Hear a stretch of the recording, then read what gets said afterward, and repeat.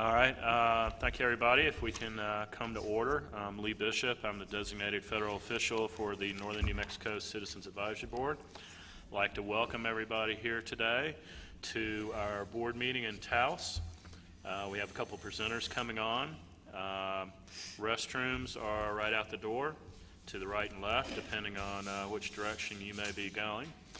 And then we have the exit right in the back here. We also have an exit to the side if for any reason we need to leave the building today. With that, it's my pleasure to turn the meeting over to the chair, Carlos Valdez. Mr. Chair. Thank you, Lee. Welcome, everybody, to beautiful Taos, America. We have a beautiful day here. We just had a wonderful lunch. And I think we have a quorum. Yes, sir. First of all, I guess what I would like to do is just remind everybody that this is a full board meeting of the Northern New Mexico Citizens Advisory Board, and we're here to talk about Cold War and legacy cleanup of Los Alamos. Let's try to keep our conversations centered around that. If we can turn our phones to mute or maybe vibrate, that would be helpful. Dave, do you want to give us just a brief instructional on the mics today? Absolutely. The mics are push-to-talk microphones, all except for the chair and Lee. So you will need to press and hold the blue button while speaking so your comments can make it on record. Okay, great.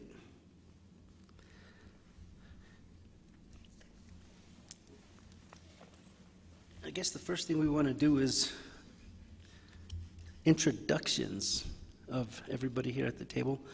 And I think we'll start here on this side of the table. Tell us your name and where you're from and who you're with, and we'll go around the table. My name is Alicia Boyer. I'm a student from Lionel, and I also go to UNM. Angel Quintana, Pueblo Puaque. Alex Puglisi, City of Santa Fe, Public Utilities. Mona Varela, I'm cab member from Albuquerque, New Mexico.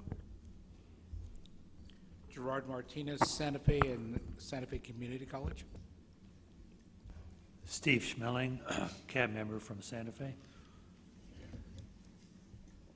Morgan Nelson from the New Mexico Environment Department. Allison Major, incoming vice chair, and sitting here because of Doug Sayer's absence today. Los Alamos Department of Public Utilities.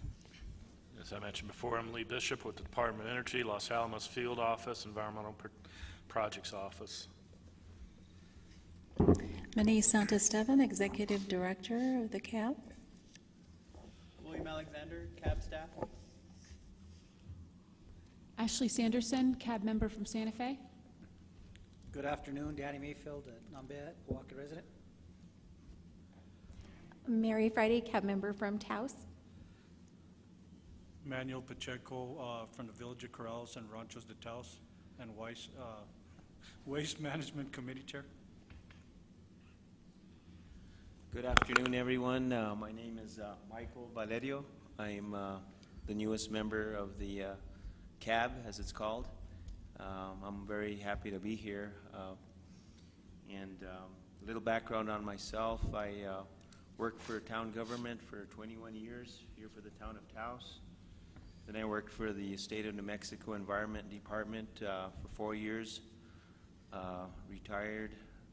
I've been retired 3 years. I substitute teach at the Enos Garcia Elementary for the dual language program, which is Spanish and English with 80% emphasis on the Spanish side. And I am also a professional artist, been painting professionally since 1988, but now that I've retired, I've been painting full-time. However, the economy has not been so well, so good thing I have other things that I do. I work part-time at Taos Spa as a trainer as well, so I'm glad to be here. My background is in environmental health. I have a degree from Highlands University in biology and environmental science. Glad to be here. Alyssa Schreiber. I am a student liaison, and I work at the Los Alamos National Laboratory in the Environmental Programs Department, and I'm from Los Alamos. Thank you. Good afternoon. Back here in the back 40. My name's Joey Tiano, Santa Fe cab member, retired police. Let's hear some introductions from the audience. We'll start with this gentleman right here in front. That's the mayor.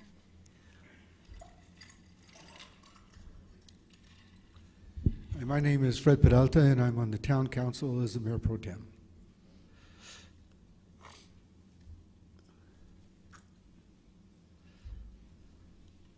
My name is Susan Tessier, and I'm from Albuquerque, New Mexico.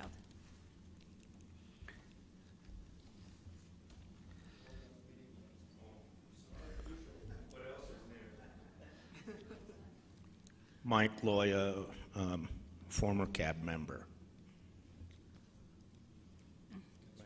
Oh, and concerned citizen.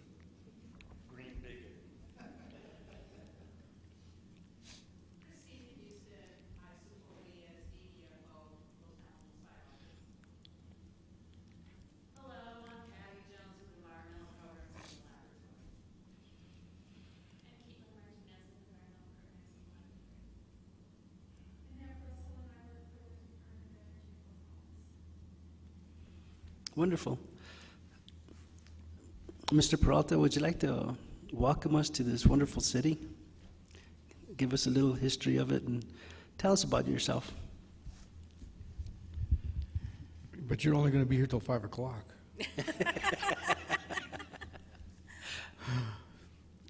I'd like to thank you very much for the opportunity to be here this afternoon and visit with you a little bit. I do have some experience when this program was started back in the 90s. I was part of some of the meetings that were taking place at that time to establish the cab, as you call it. I'm just wondering whether it's yellow or green cab. Or maybe it depends upon what we're looking at. You know, the interesting thing about what you do is that it's one of those things that we think about and saying, what is the legacy that we have for our children? And how do we handle that? And one of the things we have to look at is that what went before us and what do we need to make sure that what we did before actually enhances the way we live and not become a detriment to it. And so when we look at that, we say, well, what is our place within our communities and the world as far as our environmental responsibilities to ensure that there is something for our children to have when they come through. And so the responsibility that you have then is one to ensure that legacy for our children is one that's positive.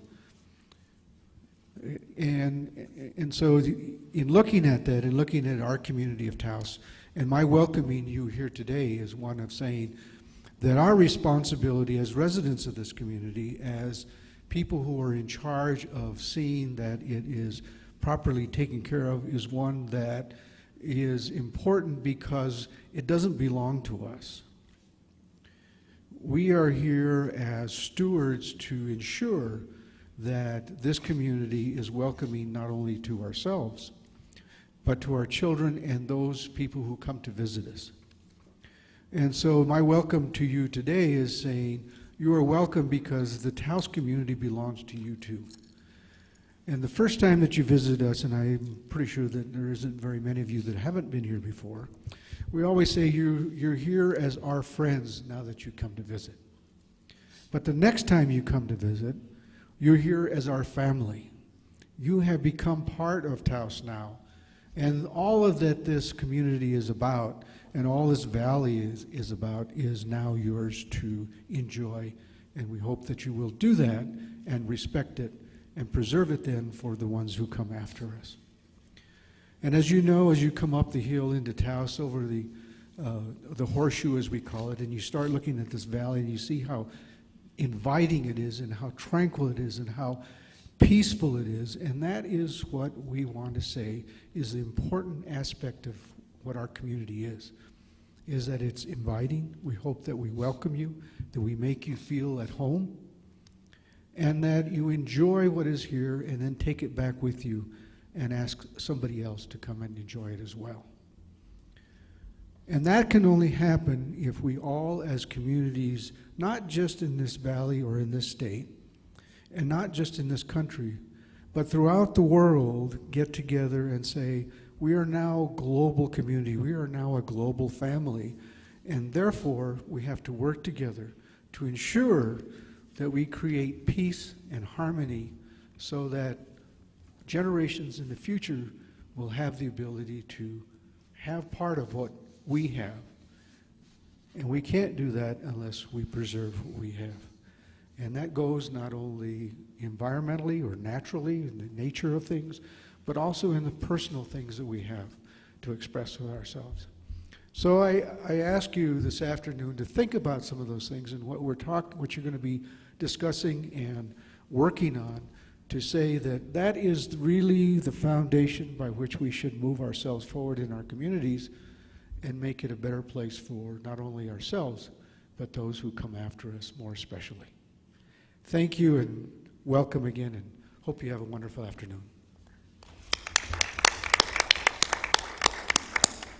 Thank you for coming, Mayor Pro Tem, and thank you for that outstanding welcome. We appreciate you coming and joining us today. First item on the agenda today is the approval of the updated agenda. You should be looking at the light blue sheet. Mr. Chair, I move to approve the agenda. Got a motion and a second to approve the agenda as is. Any discussion? Seeing none, we'll take a vote. All in favor of approving the agenda as is signify by saying aye. All opposed? We have an agenda. Approval of the minutes of July 30th.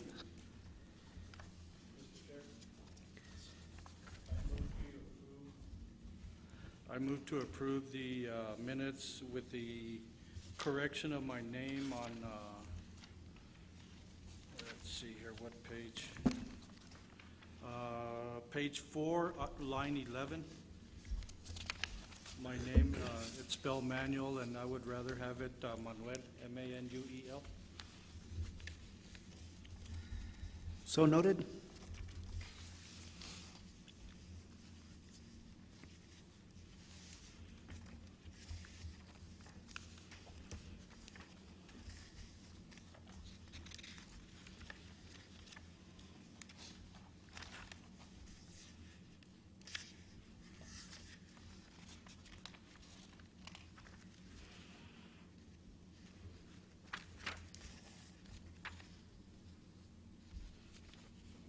Lee, we have you listed as Lee Bishop. Would you want to change that to Milton? No, Carlos. Charlie.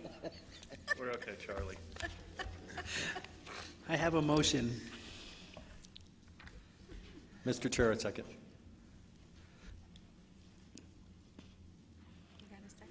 Do I have a second? I second it. Got a motion, got a second. Any more discussion on the minutes? Seeing none, we'll take a vote.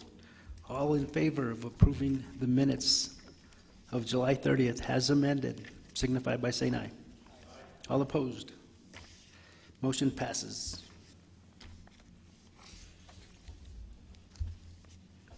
Old business, written reports. Did everybody get a chance to look through the written reports that were included in your packet?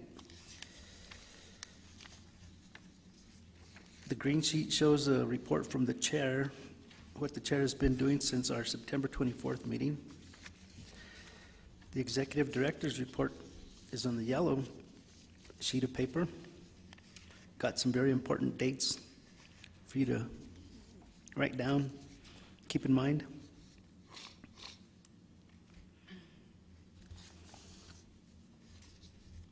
And the goldenrod sheet is the report that I wrote up on the Red Waste Summit held in Nevada.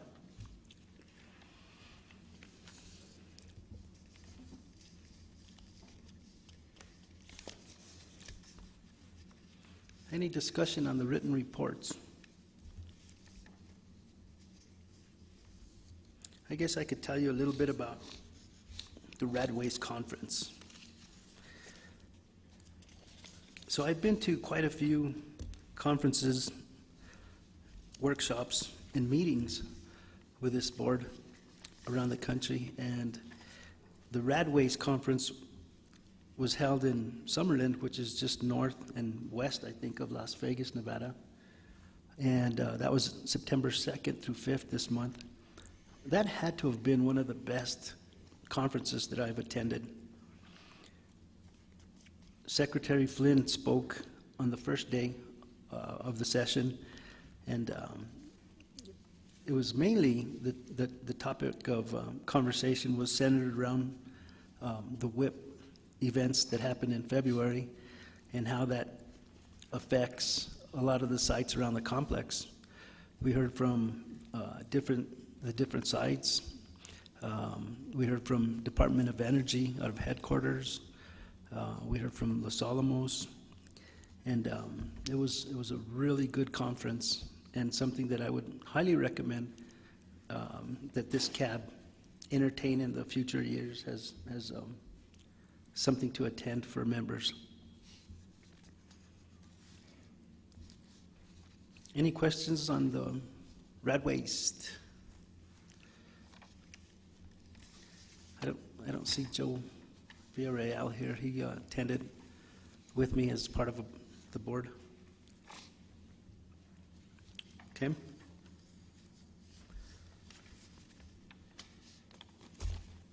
National Chairs Fall Meeting in Idaho. So last week, we had the privilege of going up to Idaho and participating in the National Chairs Conference there. So twice a year, the chair and vice chair of each of the boards, the site-specific boards, just like this one, get together at one of the sites and talk about the issues, accomplishments, what's going on with each of the different sites. And so that usually happens in the springtime and in the fall. So this fall, it was held in Idaho, and Allison and Doug and myself from the board were able to attend, and Manise and Bridget and Lee from staff were able to attend that, and that was a really, really good meeting as well. There again, we got to listen to how the events at WHIP are impacting the different sites from around the complex, and we also got to hear from Frank Marcinowski from headquarters, and exactly what's going on with the recovery plan, and how that's moving forward, some target dates that they're looking at, and what's being done, and how the Environment Department is overseeing that. I think New Mexico will be hosting the National Chairs this time next year? This time next year in Santa Fe. And there was no doubt in my mind that everybody that participated in Idaho is looking forward to coming to Santa Fe next year. I think Allison had something else. Allison, you want to add some, what you learned there? Yeah, the National Chairs meeting is an interesting group, and there's a lot of similarities and differences. The Idaho site, the tour that we went on was fascinating.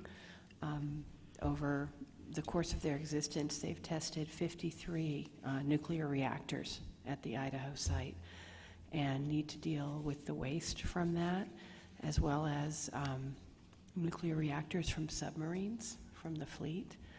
And they just have a massive site. I'm not sure how many acres, 1,000, 2,000? 600,000, I'm way off. So it was a real eye-opener of a meeting. We brought back a National Chairs recommendation that we'll turn to shortly. But certainly the preeminent concern and the greatest area of commonality is what are we going to do while WIP is closed? That's what everybody talked about the most because it has national ramifications. Thanks. Thank you, Allison.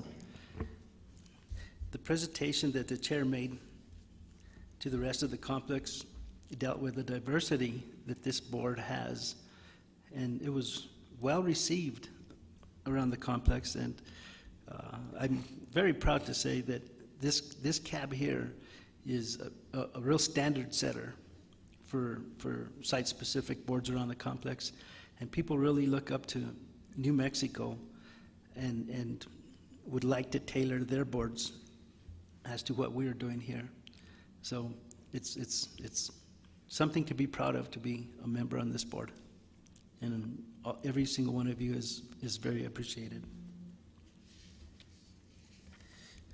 Maniciana, you care to give a few words on what you remember of the conference there? Thank you, Mr. Chair. We were fortunate to meet with the DOE headquarters staff following your meeting, Lee and Christina, Bridget, and myself.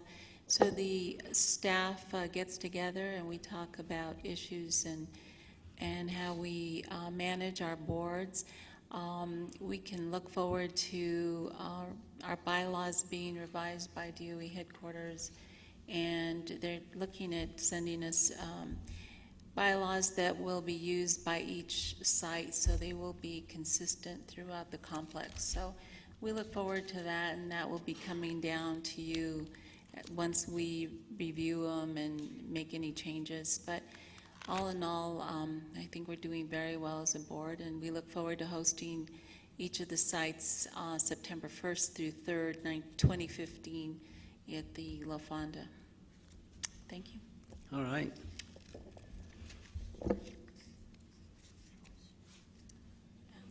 Alex?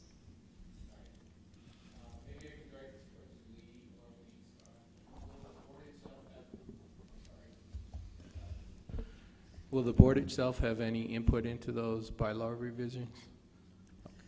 Yeah, there is a section in there that's basically put in your own requirement section. So there was a disconnect about a year ago that they sent all the bylaws to legal, and DOE legal and government lawyers, you can only imagine. They had quite a few changes, and everybody had a custom set of bylaws. And what the departments decided is it was just too much of a mess. They're standardizing the bylaws, but there is a section in the bylaws for specific to each board that we can input our own bylaws and add to the basic set. So it's a very basic set of bylaws, and then we can customize it as we see fit as a board.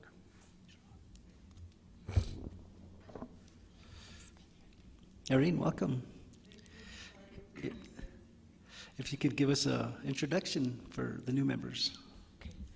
Good afternoon. I'm Irene Tepe from San Ildefonso Pueblo with a background in tribal government, and thank you. Gerard, how about an introduction? You already did? No. Okay, great. Any more questions? Just a reminder, if you have a question, please raise your name tag up on end. New business. Consideration and action on the draft chair's recommendation. Initiate the process of permit modification for additional surface storage at WIP. So part of the work that the chair and vice chair does at these national chairs is come up with national recommendations that affect most, if not all, of the sites around the complex.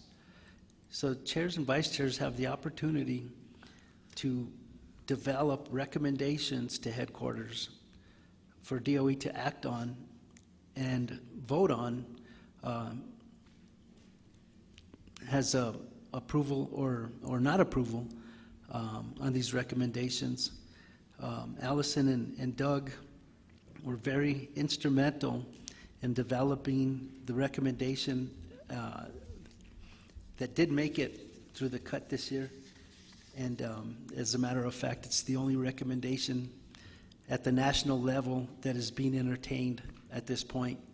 And so I'd like to thank Allison and Doug for working hard at the conference in developing this recommendation. Basically, this recommendation speaks to additional surface storage at WIP. So right now, there's quite a few sites around the complex that are storing true waste that can't get shipped to WIP. And I'm thinking that they're looking at a target date of early 2016 to begin operations again. So from here to there, there's storage issues at each of the sites.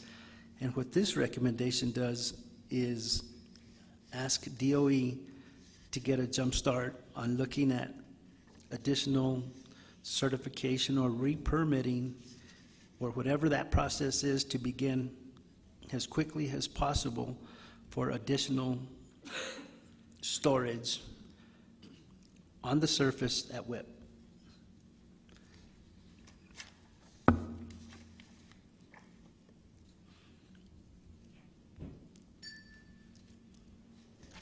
Stephen. I have a couple of concerns about this recommendation. Okay. One is, one of the motivating factors to get the waste out of Los Alamos is to reduce waste that's stored on the surface up there. And to some extent, it looks like you're just moving it from Los Alamos to Carlsbad and from other places to Carlsbad to store it on the surface.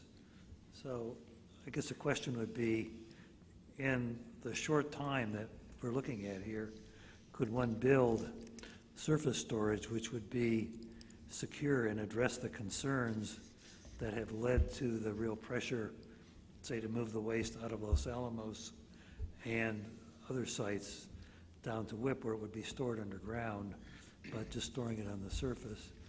And my second concern is, I believe this would have to be re-permitted by the NMED if it's going to happen.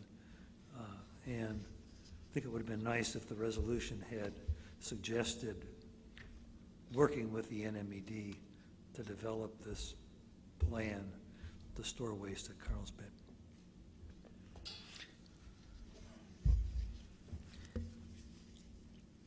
Yeah, so that's exactly what this recommendation does, is ask our friends at Llano to begin that process with NMED. Headquarters as a whole. Yeah. Allison? You're right on the money in terms of what the many conversations were about as this recommendation was developed. These were exactly the topics that the committee tried to address the board. One version went into a little more detail in terms of exploring permitting and design and construction and breaking down at a more granular level exactly what they'd need to do to enable that above ground storage.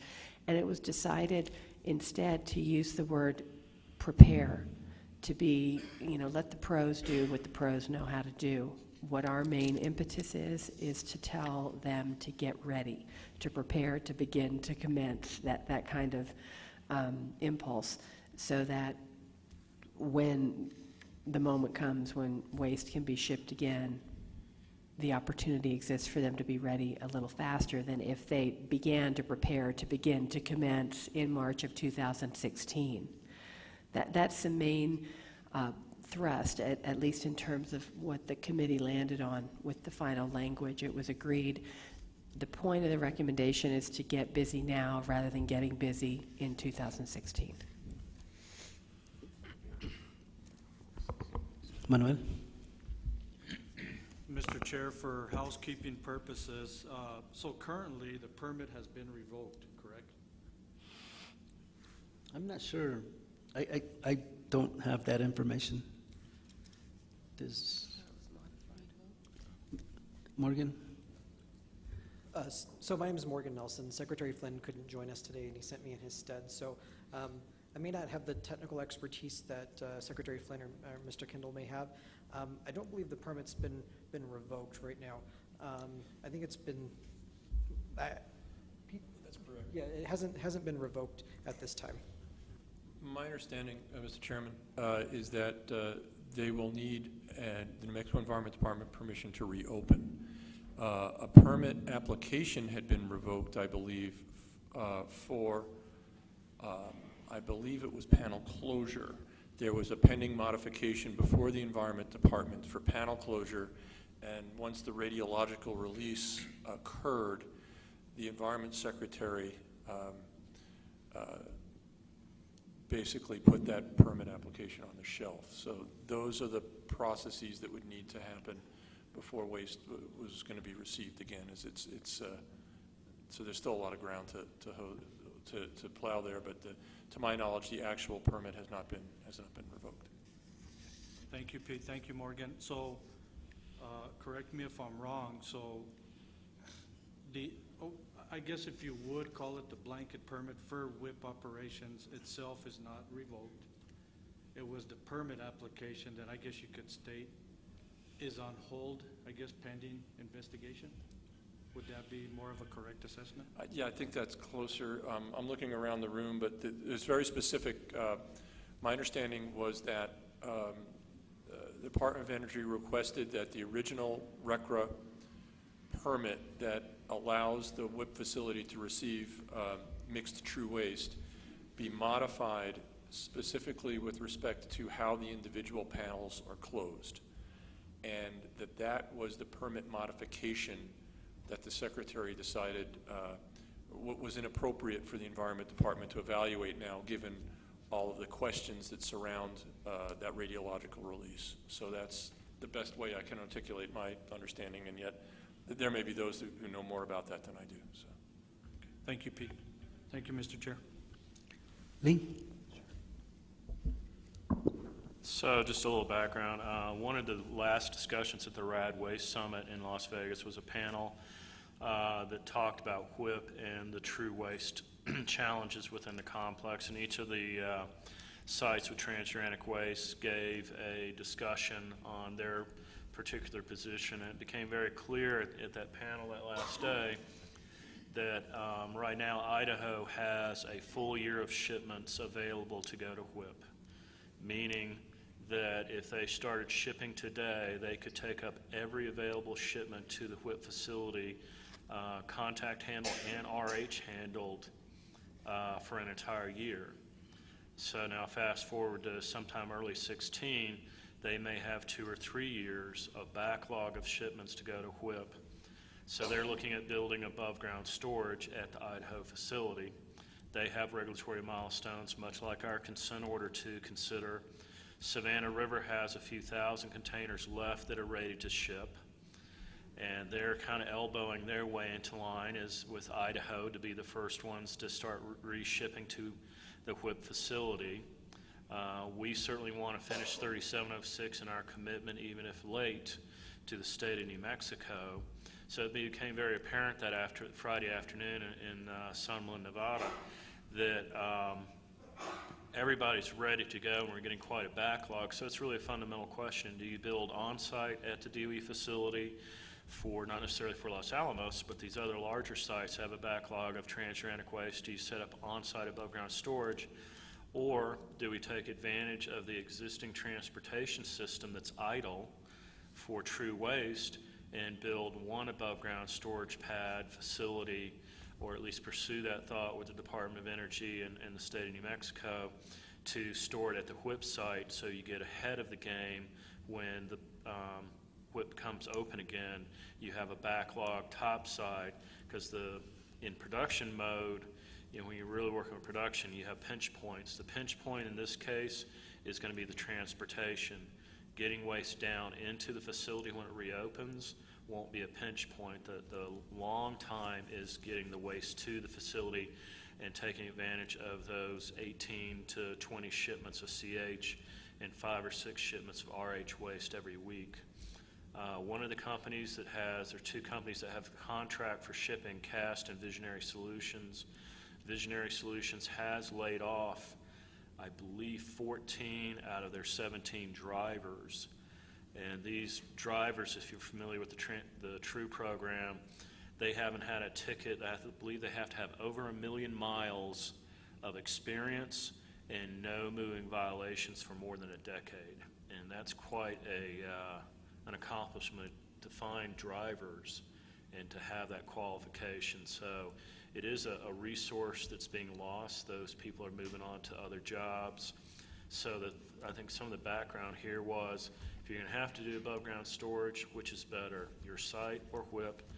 And if we're going to have this mad rush to get everybody's waste in the whip when it reopens, maybe it's a better thought to go ahead and put the temporary storage at whip, and maybe it's a better thought to go ahead and get permission to start shipping early when we see the light at the end of the tunnel that whip's ready to open. We can get ahead of the game a little bit. So that's kind of the background that we're looking at.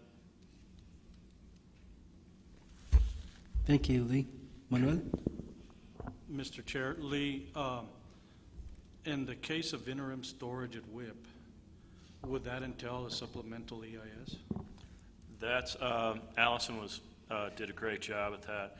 It's really, they would have to open up the current NEPA documents, the site-wide environmental impact statement, look and see what it says about above-ground storage, and it's really up to the NEPA experts that would analyze that, and that's the National Environmental Policy Act that drives EISs and environmental assessments. They'd have to determine the level of NEPA work that would need to be done. It might be as easy as an environmental assessment that says there's no net impact or change. It could be as heavy as a full-blown revision to their site-wide EIS. Could be a separate EIS. It really, until you open up and look what's been approved in the record of decision that's on the books, so that I don't believe the analysis has really been done, but some level of NEPA work would have to be done. And that could be quick, a few weeks if it's relatively covered, or it could be 2 or 3 years if it requires a full revision to their site-wide EIS. Mr. Chair, Lee, I'm going off on a tangent, but is it could it somehow be tied into the, what was it, about a year ago, the supplemental disposition of the mercury? Because if memory serves me right, wasn't WIP the secondary site addressed in regards to that study? I think some of the data could be used from that EIS, but you need to be very careful when you're doing NEPA work, because it requires a great deal of public involvement. So it'd be kind of a bait and switch, if you would. So you could use some of the work, but it'd have to go back out for full public consideration, depending on the level of analysis required. And that really was talking about mercury. Now you're talking about transuranic waste. So the last thing we want to do is not be fully upfront with the public and speed something through. So that probably is one of the longer portions of this, is what level of analysis it would require and what level of public involvement it would require. Steve? Yeah, thank you. One of the things that's, to me, not clear from here, which may just mean I'm a little dense, is kind of the time frame here. Are you envisioning shipping waste to WIP for above-ground storage like 3 months before we think it's going to open, or just as soon as possible, which might be a year before it opens, and something about the quantity of waste that might be stored? There's just I think it's basically a good idea to get started, but it's all kind of a bit nebulous. And the second thing is, my understanding is there's supposed to be a plan for reopening WIP, which was supposed to be available about a week ago, which has not yet been released, and it seems to me that would play a major role in how you would structure something like this, because that's going to lay out a timetable, presumably, for trying to get WIP open. And even though it won't be a perfect timetable, it'll at least be a more realistic estimate of how long it's going to take before it opens. This recommendation really doesn't speak to a specific time frame as to when these sites are able to begin shipping again, but it does speak to, let's get a jump on re-permitting or recertification for additional storage, so that if sites are characterizing waste now, that operations don't come to a complete stop. People are able to move waste and, like Lee said, take advantage of the transportation now that we have it, and get the waste there, because eventually it's going to go there anyway. But I think it's premature to talk about setting times as to when they can begin accepting waste until after conversations have been had between Environment Department and DOE. Allison? Yeah, there are quite a few complexities to this topic, and I just wanted to summarize my impression of the National Board's main thrust, which was, we're a national board, the backlog is developing, we want to make sure we say something about the problem being the backlog of waste. What can we say that's helpful? So what we decided to say was, we think getting ready for above-ground storage at WIP is a good idea. Again, leaving the complexities and the specifics to all the players in the game, not to us. We wanted our voice to weigh in. It was a unanimous kind of discussion and agreement about the problem of the national backlog. There was, however, one member, a very experienced member of the public, I can't remember her name, but she had served on the Idaho CAB for quite a number of years, and she identified two primary objections to that overall thrust. One was she was of a mind that DOE can't do two things at once. In essence, that's what she said. I don't mean to belittle her statement with that summary, but she saw dealing with the accident as one track and dealing with anything else as another track.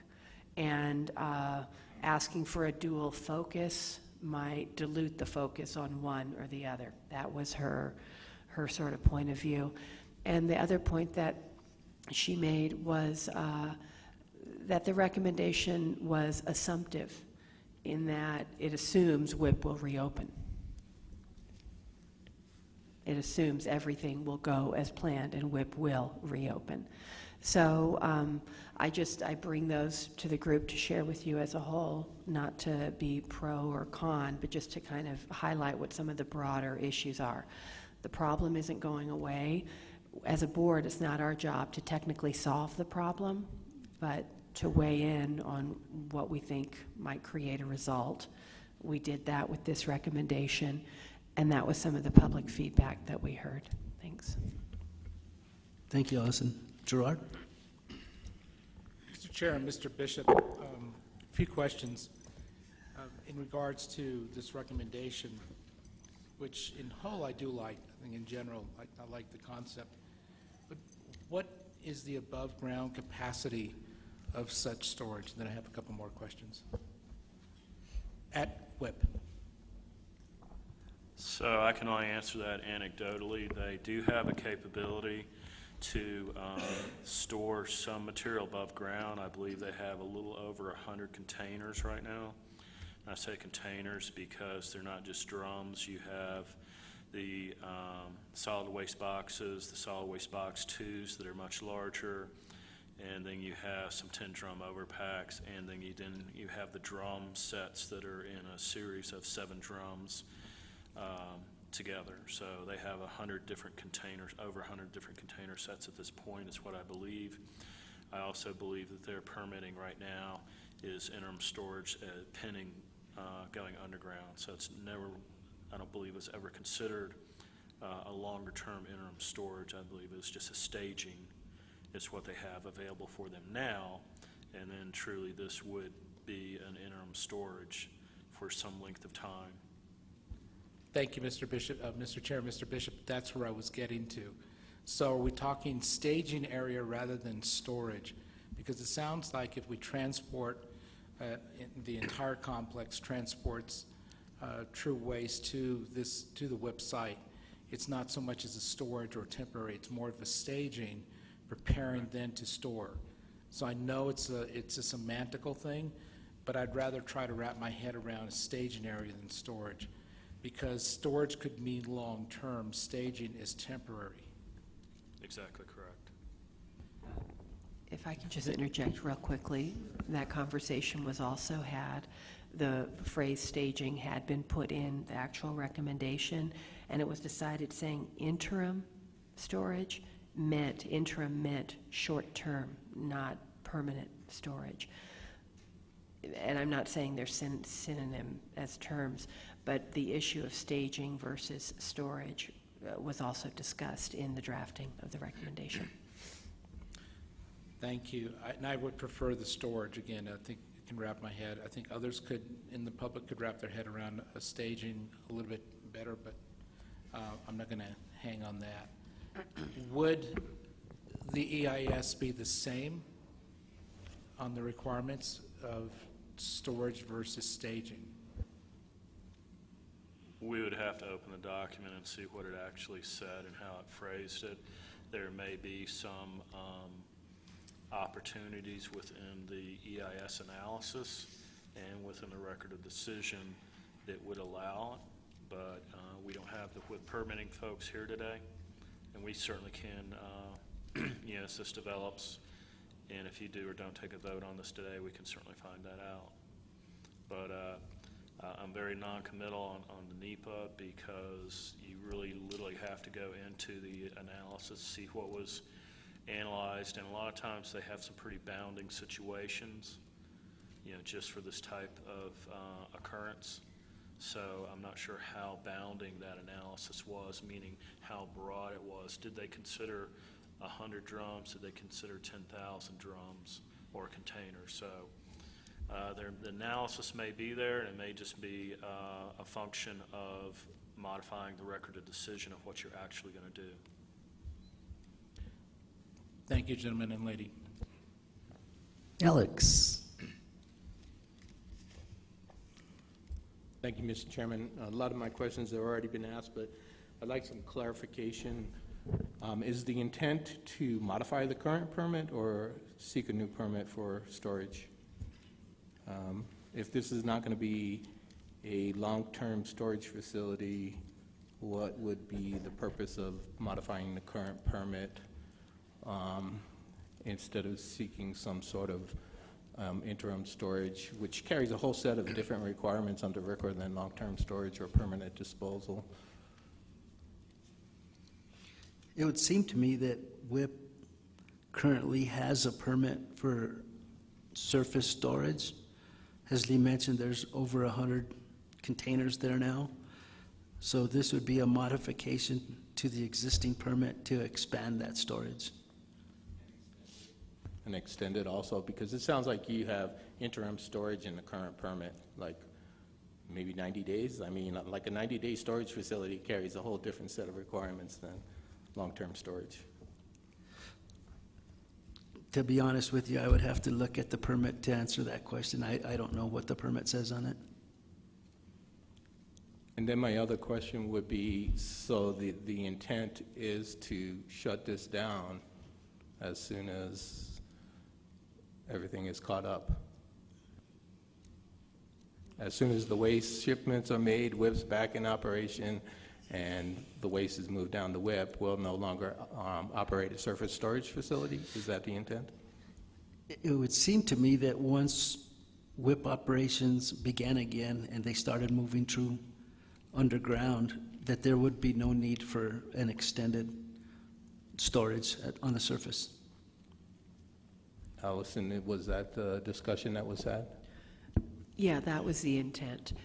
We didn't explicitly talk about, or leaving long-term potential to leave that open. We didn't even go there. The thorough intent was to deal with the backlog. I personally have no problem with reviewing this or the recommendation for DOE to start looking at this and proceed forward with a better set of explanations and more concrete assumptions that are being made and what's going to happen and how long this is going to operate. I'd actually like to see that. And so I would actually encourage that if it is considered, that it be brought back to us with the additional information. Is the intent of the conversation now to ratify what was discussed at the chair's meeting or to vote on it as an individual board?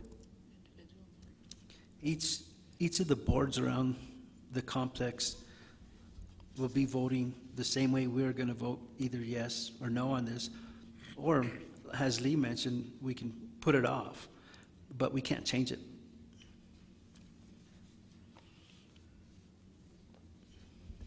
Is there a way that we can, approve it, but approve it with these questions that we would like answered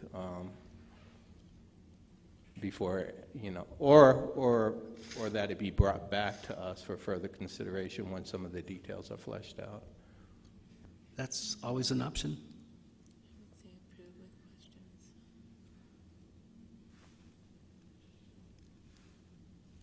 Approve with questions.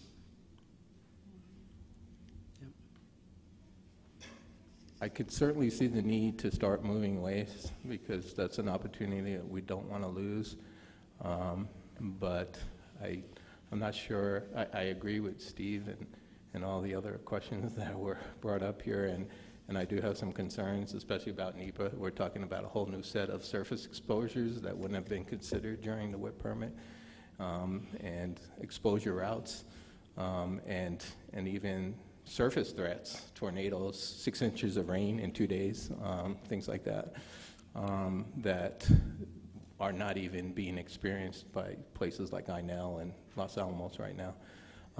But I would definitely want to see this board to have further input into the process. Mr. Chairman, if I might, if you do decide to go ahead and approve this today, we could send it to headquarters with a cover letter with specific questions that you've posed, and we can share that with the rest of the boards around the complex, so that they can consider that as well. And the intent of this would be to go to the Assistant Secretary for Environmental Management for his consideration, or her consideration if she's at that point. And I hate to put NMED on the spot, but I will anyway. How would you see this proceeding, as a separate permit issue or as a modification of the current permit? So I can't speak directly to that. I know that senior staff is aware. Senior staff of the Environment Department is aware of this recommendation, but until a more formal discussion is to be had, I don't have any comments on what that process will look like now.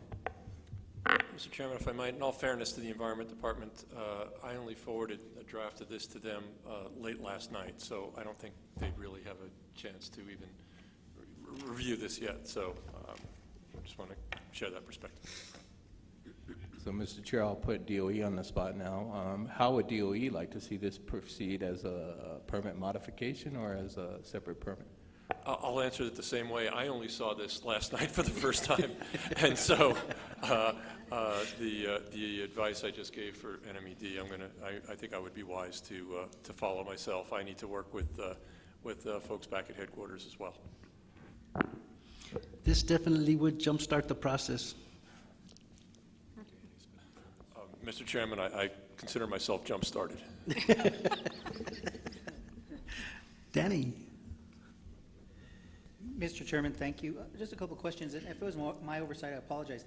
Was there a resolution, or is this just the recommendations that was provided us in this salmon-colored sheet? If there is a resolution, could I see a copy of the resolution that was passed?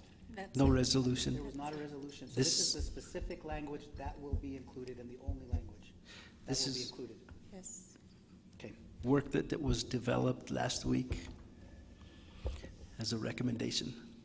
Thank you. And then as far as from some of the different boards I've sat on, and knowing that we're not an advocate for any type of funding for these, for site, for environmental management or anything else. I've heard numerous times that WIP has been underfunded. So is there any correlation to assure that they're going to receive appropriate funding to undertake this task?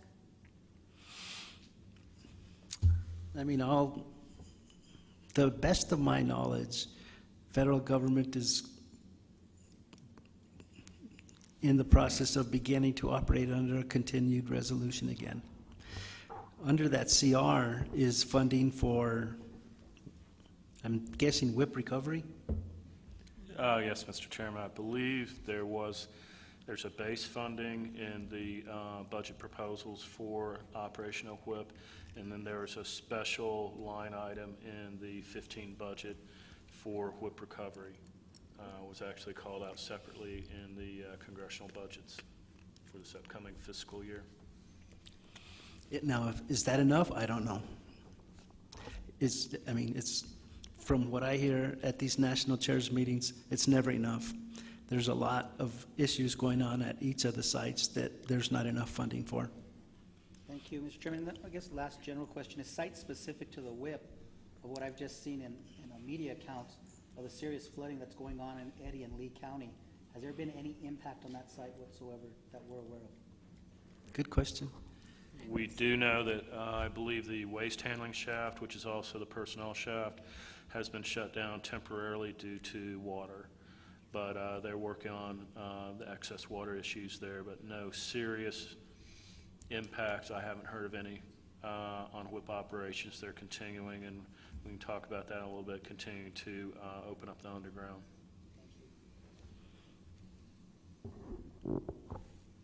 Mary. Mr. Chair, I kind of have a question where I think from maybe the Carlsbad area point of view, I don't know, is that when this happened and everything was televised and everything that happened to WIP and the concerns that came from everyone out of New Mexico and actually throughout the country of what happened, how it was scary enough that it was underground.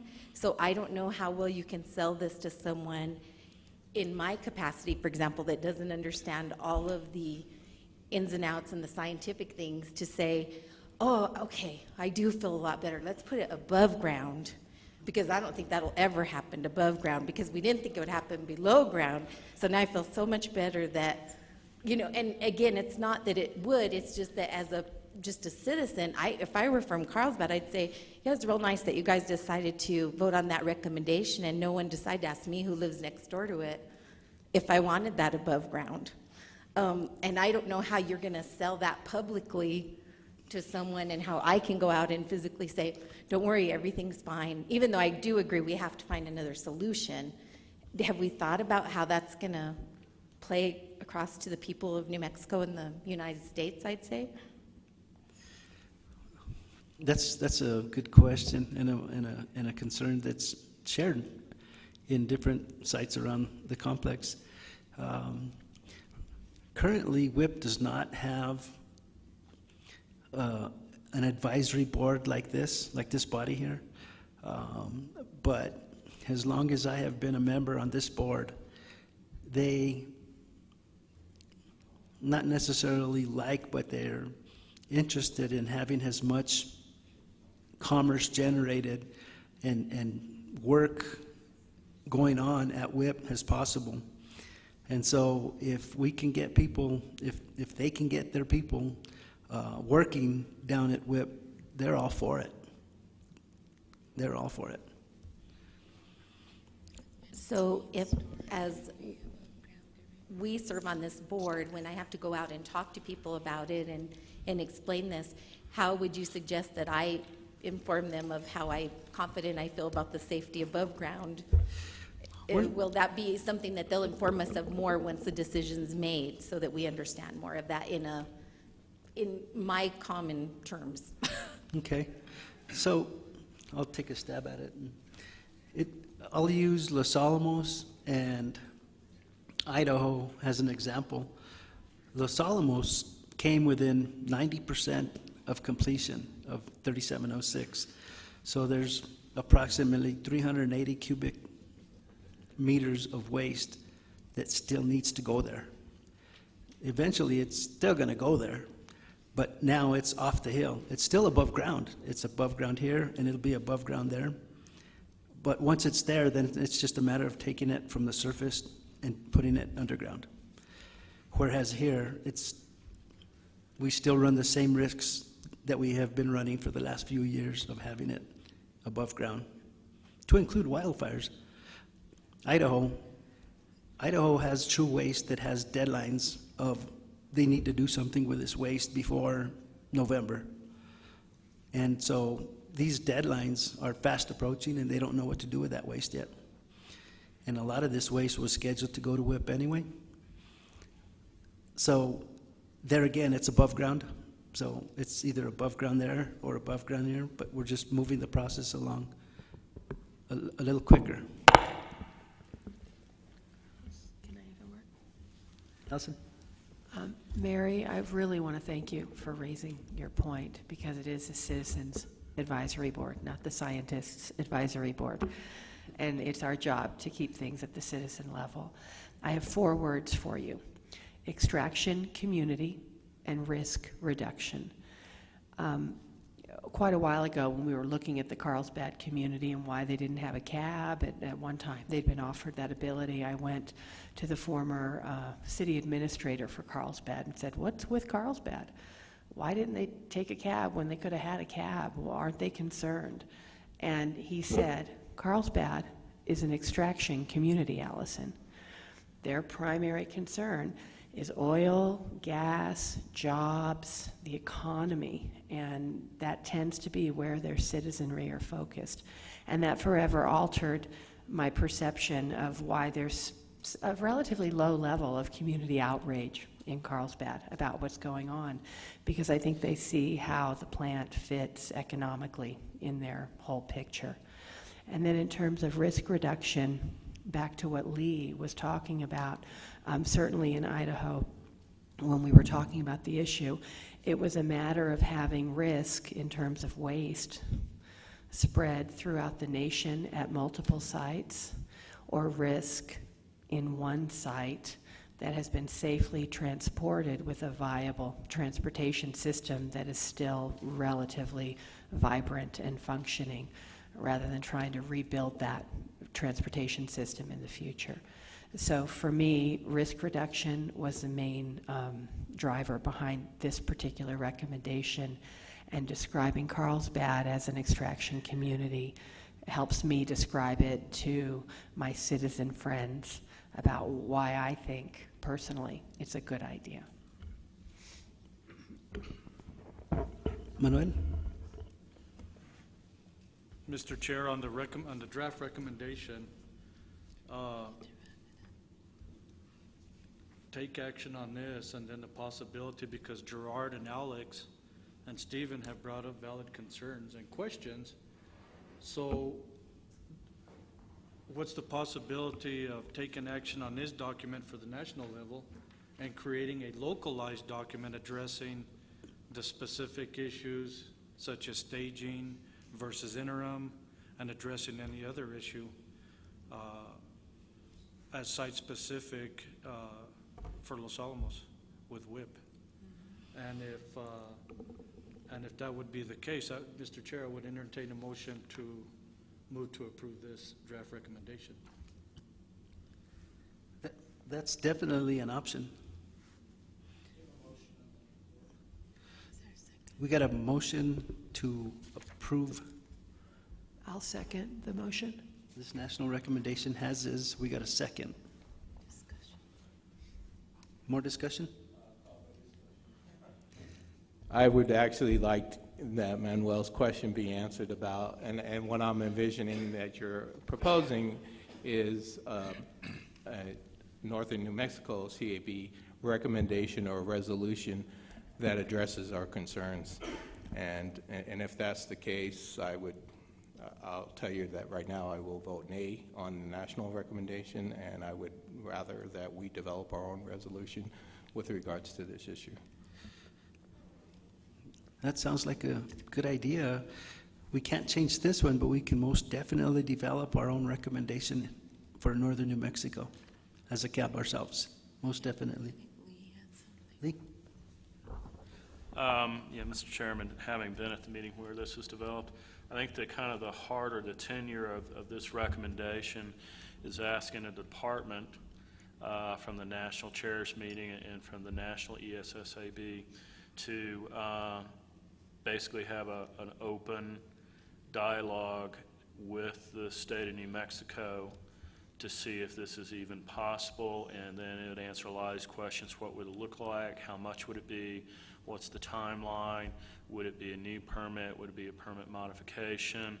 So I think that and it doesn't expressly say this, but I know from having said in that meeting, really the intent was for the department to ask the question, if we're going to build above ground storage, regardless, whether it's at a DOE site, such as Idaho or Oak Ridge, or is it more appropriate to build one location and centralize this waste and get ahead of the rush, if you will, when WIP reopens, because they only have so many shipments per week, and they're going to be booked up for years with everybody elbowing their way in. So really the tenure was for the department to have a discussion with the state of New Mexico to see if it's possible and what that might look like.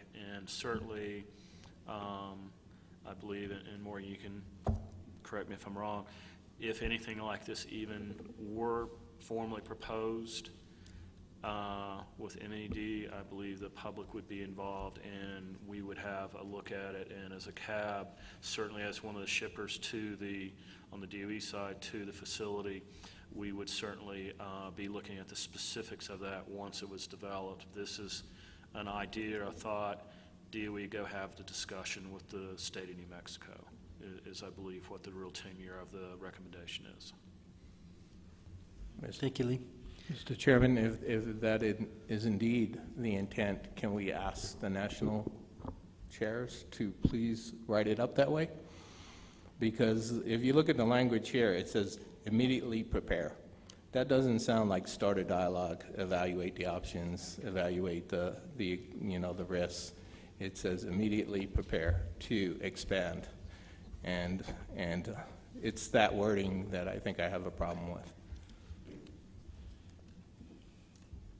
Okay. Call the question. Danny? That's fine. Thank you. Mr. Chairman, just a quick question. WCS, does WCS play into this as far as a temporary storage facility anymore, or not? They're not allowing that anymore? Currently, WCS is a temporary storage facility for transuranic waste. They're storing our waste there. State of Texas has given a verbal moratorium on their receipt of and storage of any additional true waste at this time. On that, is there a reason why Texas issued that moratorium? Because some of the containers, we have the same waste stream that was involved in the WHIP event at WCS. So until the state of Texas has some additional information about that waste stream and how it may or may not react, they don't want to bring any more transuranic waste in. But this is a dynamic situation. They could change their position at any time. One more question. Steve? Two quick statements. One is, I would speak in favor of Manuel's recommendation. I think this board, we're the Northern New Mexico Citizens Advisory Board, but we have at least the word New Mexico in our name, which I think gives us a special perspective. Then my other one was more of a question to Lee. Is there any indication of whether DOE headquarters would be receptive to this kind of recommendation and move ahead on it, or would they just crumple it up and toss it? So Carlos and I had this discussion with Frank Marcinowski at the meeting, kind of over to the side after the resolution was being developed, and Frank was very good at being extremely non-responsive, either negatively or positively towards this recommendation, but he did have quite the interesting smile on his face when it was being discussed. So again, the department's going to have to develop above ground storage somewhere in the nation. It may be at 2 or 3 sites. where the waste is currently being processed now, or it could be at a central site in southern New Mexico, or a complete other alternative. I think asking the question is what this is really about. Is it even a possibility to centralize it and accelerate shipping before WHIP completely reopens? Let's vote. We're ready to vote? All right. All those in favor of approving, let's do this by a show of hands, National Draft Chair's recommendation, raise your hand.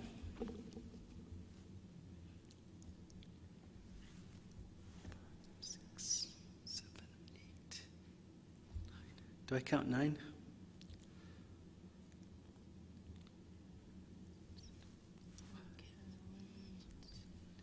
Nine. All opposed to this recommendation, raise your hand.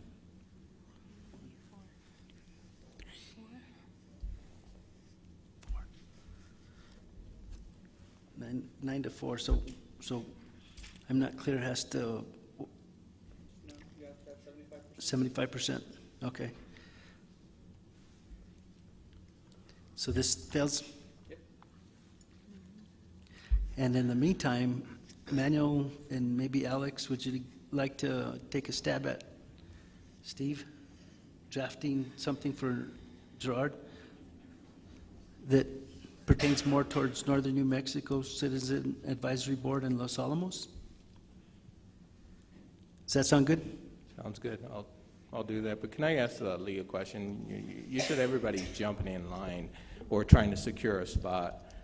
How do you secure a spot for a shipment to WHIP when WHIP's not receiving waste? I mean, so certainly WHIP is not, we can multitask. Despite some opinions, the department can multitask. Certainly, WHIP has a national True Waste program run by J.R. Strobel. In Carlsbad office, he's come to speak to us in the past. He has a staff of transportation experts that manage the True Waste shipments.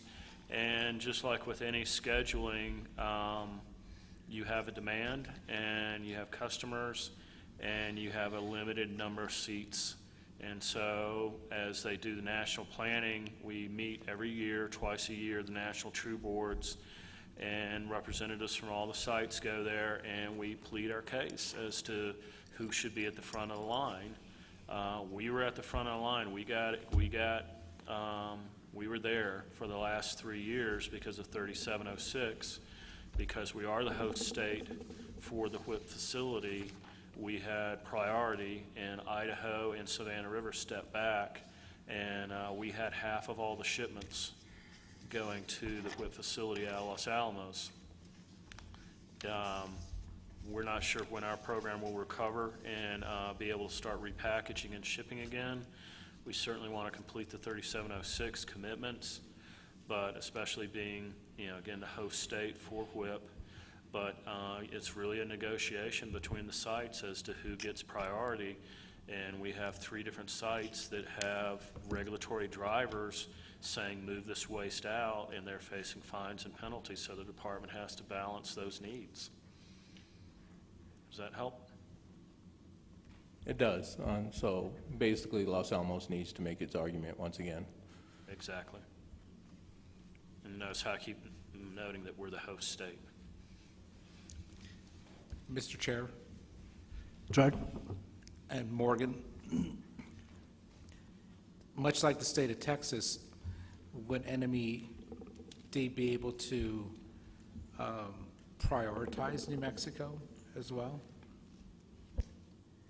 Texas has shut down any deliverables to Andrews, but could you pose the case as to why Los Alamos would be prioritized?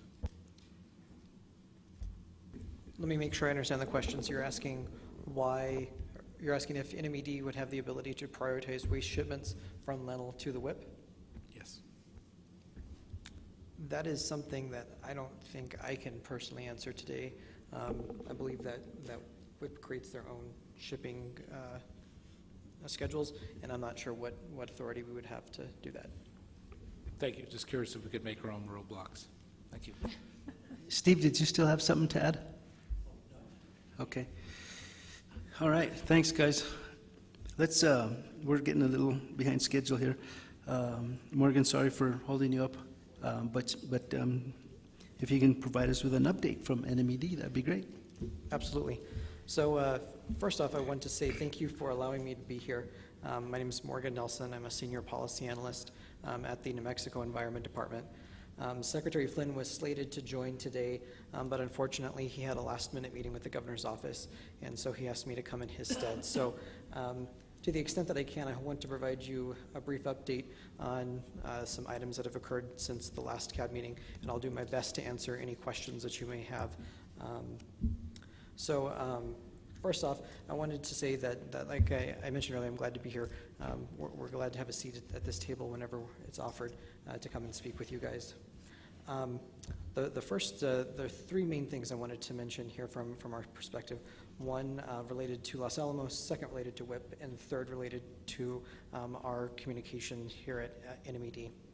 So the first one, Mr. Kindle, Jeff Kindle, the General Counsel of the Department, spoke last time in the July 30th meeting and mentioned several things. First, the latest thing that's happened was the ongoing investigations at Los Alamos.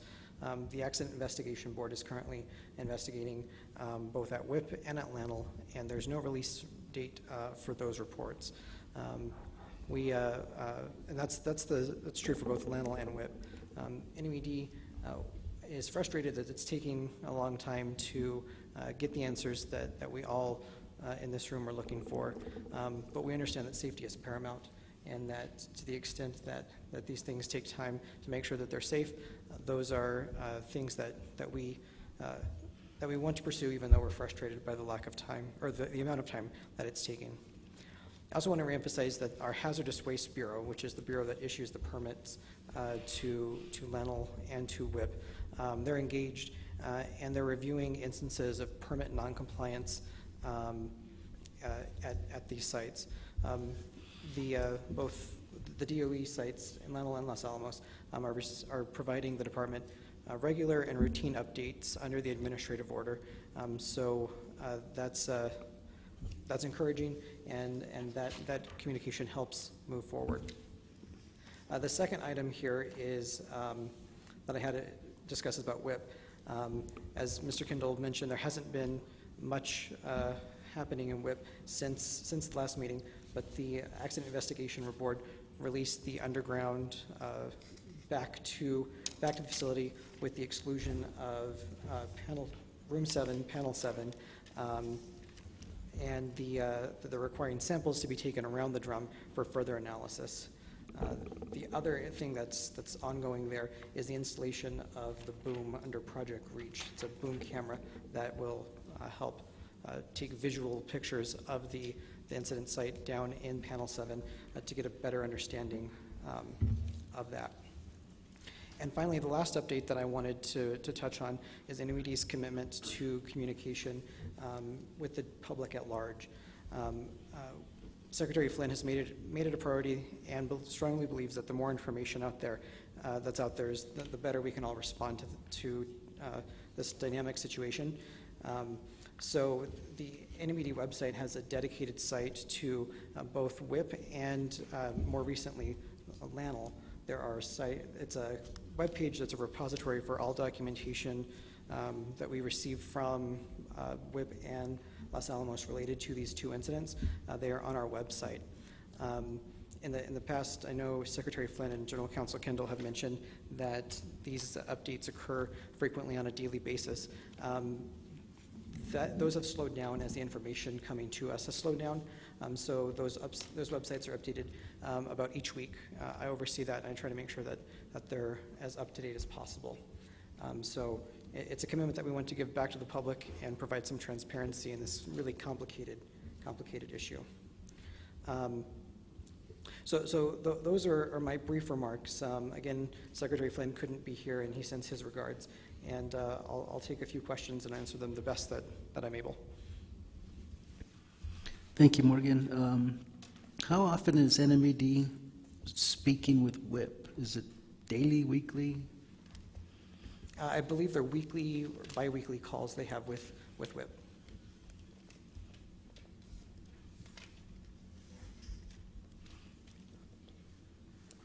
Do we have any questions from board members for NMED? Allison? You said samples are being taken from around the drum 24 hours? That's the breech drum or the sister drum? No, as I understand it, as a condition of the release of the underground back to WIP, Yeah. when they get to the drum, analytic samples will be required to be taken from around the drum. That's how I understand it. And please correct me if I have misinformation, but I believe that's how I understand it. Okay, and that's an NMED requirement.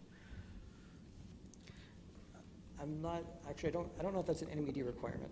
Jeff, you wanna? So, a couple things. So what Morgan said is they had released the underground with the exception of panel 7, room 7. That's where the breached containers and that waste is. So there's still controls on that. Work to date by WIP, and I don't want to put words in. Can you hear me now? You have to hold it down. Blue button. Blue button. Hold down the blue button. Hello? There you go. I don't want to put words in the mouth of WIP, but there have been samples collected in the area of the drum. Those are being basically managed by the technical assistance team for the analysis that'll be required on that. And I haven't been privy to any of that analysis to date. I think as they begin the Project Reach, like Morgan talked about, and get in there, there may be more samples they want to take. Certainly that visual review will give them more information on what they may want to do. So we're kind of all waiting for that now. But that room is still under the control of the AIB, and WIP has to get permissions for specific things that they want to do in there. Okay, so what I was trying to understand was the treatment of that drum compared to the treatment of the sister drum in panel 6? So I'm going to talk about that in my briefing. So I'll just leave you alone. I will. You'll have to wait. Okay. Morgan, do you know where WIP is at in terms of implementing the recovery plan as it began? So they have submitted, they've submitted documentation to the Environment Department, and we've requested some additional information on there. So our staff are reviewing those plans as we speak.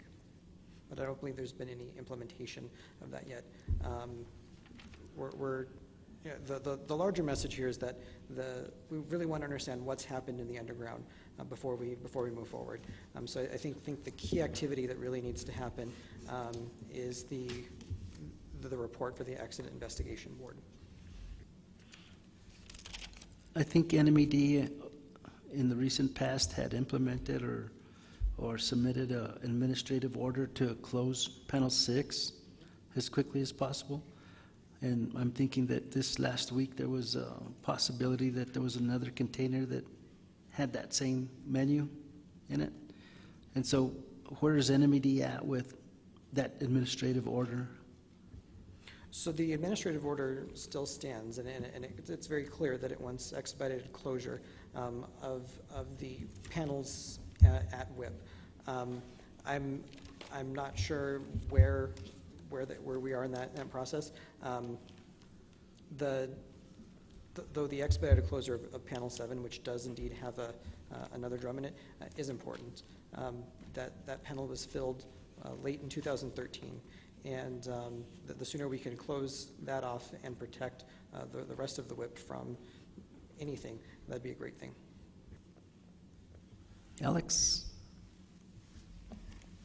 Yes, I have a quick question about Area G.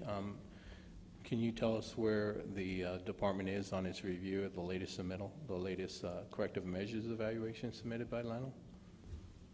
So I don't have any particular information related to that. I will say that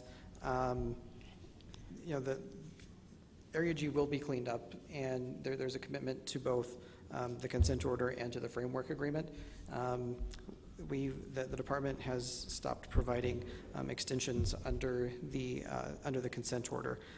So the Area G will be cleaned up, and we believe that there can be great cleanup made at Los Alamos under these.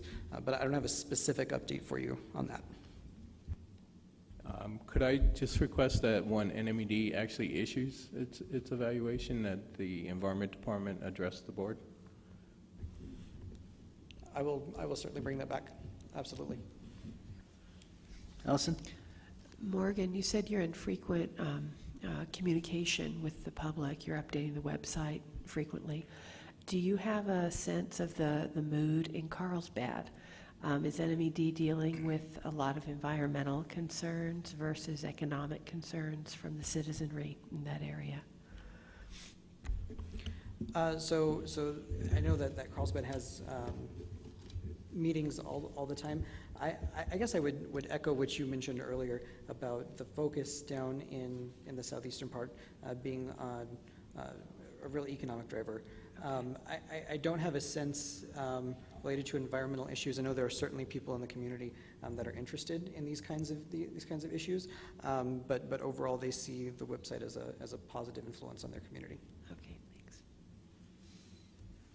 Any more questions for Morgan? I appreciate the opportunity to come and speak, so thank you very much. Thank you for joining us. Thank you. Lee? Thank you, Mr. Chair. DDFO business, couple things here. I'd first like to see if she's paying attention and ask Patty to come up to the microphone and talk about the tour coming up. If Patty. you would, please. Wake Okay. up, hadn't. I didn't say you're asleep, I just said if you're paying attention. Okay, after the great lunch that Manise, as always, provides for us, it's a wonder I am awake. So we've planned a new member tour, but of course, all members are welcome for the afternoon of October 8th. And here's what we were kind of thinking. We thought we might do it just a little bit differently this year, and that we all meet at the Bradbury, but then really go to environmental programs headquarters out behind the gate and have Jeff give us a briefing on, the work that's going on in our conference room so that you could kind of get some context, as to where our office is and everything else. The great thing about where our office is, it's also very close to the chromium remediation site. And we thought we would go down into Morton Dad Canyon and have Danny Katzman, who will be here momentarily, show us around the chrome remediation site. We also have thought that we would go out to Area G and have kicked around a little bit, the idea that we might even go into a processing facility. I don't know what the board would feel about that, but we can certainly talk about it. And then we'll look at the Buckman, talk about some water stuff, and kind of make the loop back up to Los Alamos. So that's kind of what we have in mind. If you guys have any suggestions, would love to hear them. And that's the 8th? It's the 8th. I believe it's a Wednesday, October 8th. Would kind of take the place of your combined committee meeting. Yes. We've got it scheduled from beginning at 1, and it should end about 5. Thank you, Patty. And as Patty returns to her seat, her office has ginned up a new product for us that we need to look at today, and you can give me feedback at the break if you want. Kind of a newsletter that would come out with each of your board meetings, kind of highlighting some of the activities that have happened since our last meeting. As far as member update, as you can see here, it gives a little background on TA21, where we did some true waste retrieval demonstrations for future below-grade retrievals. Talks a little bit about the monsoon events, some cleanup, some PCB work happening near the truck route, and then the Bradbury Museum having a new environmental exhibit.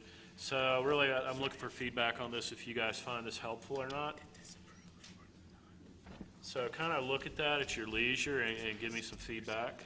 May I just throw in a word, Mr. Chairman, Mr. Bishop? Sure. Our intent with this little newsletter was to kind of give the board some information about some of the other cleanup work we have going on at Los Alamos.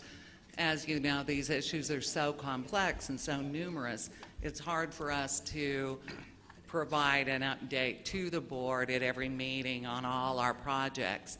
So we were just thinking this might come in useful and give you a little extra background. So if you just provide us some feedback, we can either revise it, cancel it, keep publishing it. Thank you. Thank you, Patty.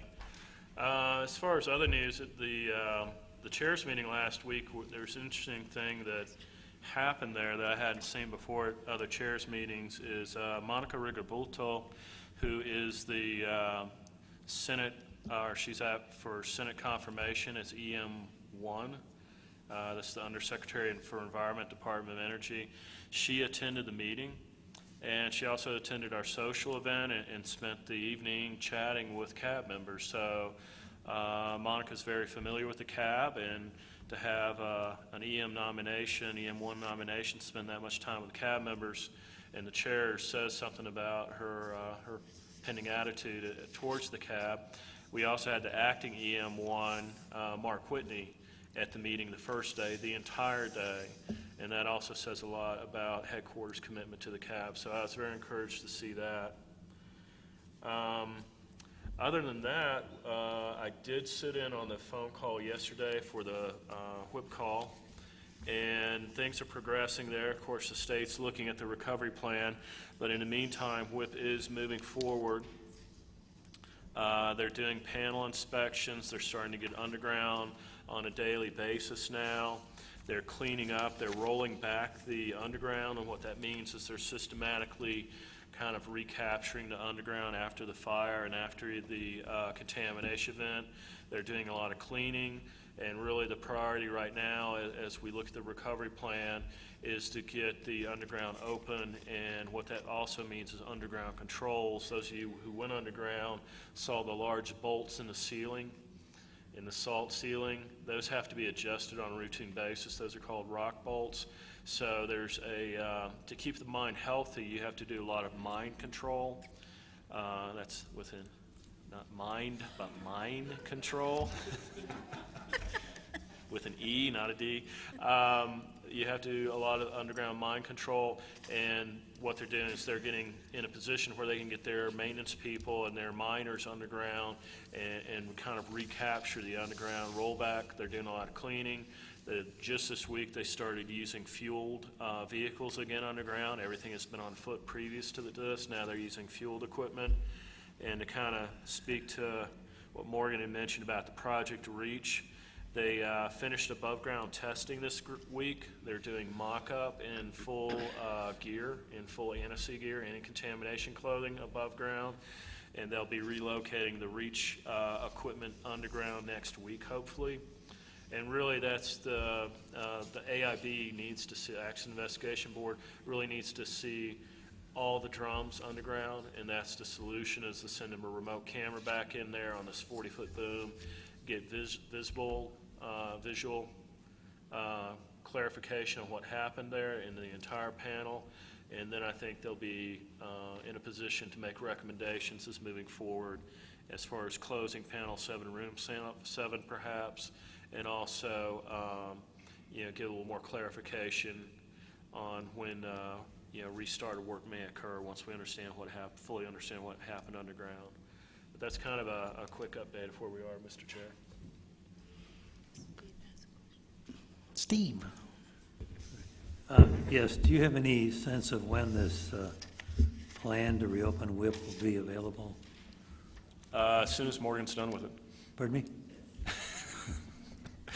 As soon as the state has reviewed it and we've answered their questions, we can finalize it or even submit it out as a draft. But we need to make sure it's acceptable to the state, our regulators, before it's finalized or provided to the public. So I would anticipate very close to the end of the month, but that's my guess. I think we'd probably be in a position to do that.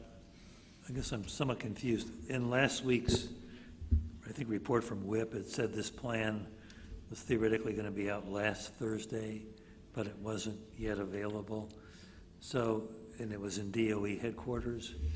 It's at So- DOE headquarters, and now it's being, as Morgan noted, it's being reviewed also at the regulatory, at the state offices. DOE has released it to the state, and the state is reviewing it. DOE has asked the state for comments so they can finalize the draft. Okay. So it could be a while. I have a lot of confidence in the state of New Mexico and their technical capabilities.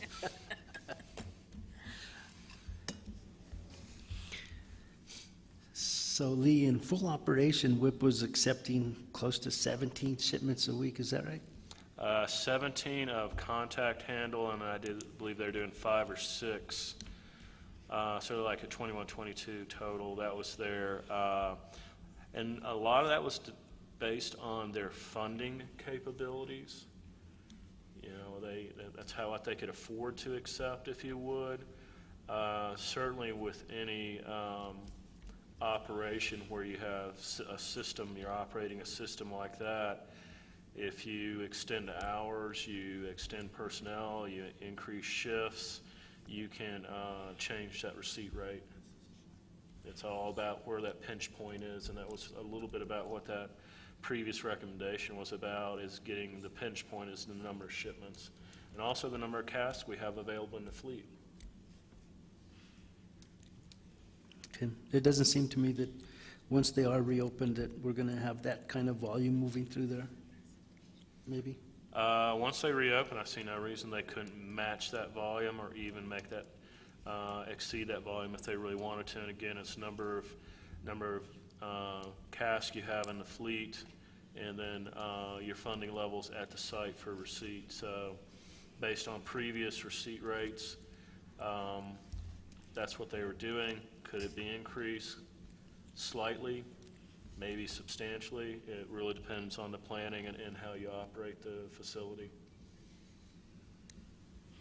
Any more questions for Lee? Seeing none, let's go ahead and open up the public comment period. No? No. Mr. Chairman, if I might. 2 hours from now. Oh, okay. We have a couple of presentations that I think would be a good time to do them now. You want to do that? Yes, sir. All right. So unfortunately, you see that Dr. 33 Shafts is not here tonight, Dr. Variel. And unfortunately, this was his, thank you, Morgan, for attending. Thank you, Morgan. Yep. Thank you. Dr. Variel was he was a former physicist at the lab. He served on this board for 6 years. This would have been his last meeting. So unfortunately, he had some family problems where he had to leave the state. And we're hoping that he will come visit us again and we can formally present him the plaque. But the CAB staff did create a 33 shaft certificate of appreciation for Dr. Variel. And I just don't have the heart to mail it, so we're going to invite Dr. Variel to come back and receive this. We also have our standard certificate of appreciation for his 6 years of service. He certainly has been an active CAB member. He has certainly tried to challenge us. And I think he's given a few of us some chemistry and physics lessons as well. So he's a bright man. He's a hard worker, and we're really going to miss him. So we will invite him back for a formal presentation. We did have elections. We do have a new chair and vice chair. Allison, congratulations. You'll be the new vice chair. Doug is out this week, knee surgery. Not pleasant, but hopefully he'll be hopping back into the board here as the new chair. And with that, Chairman Carlos Valdez, this is your last meeting. We truly appreciate your service over the last year as chair. You've done a great job. And with that, we need to get a photo. Oh.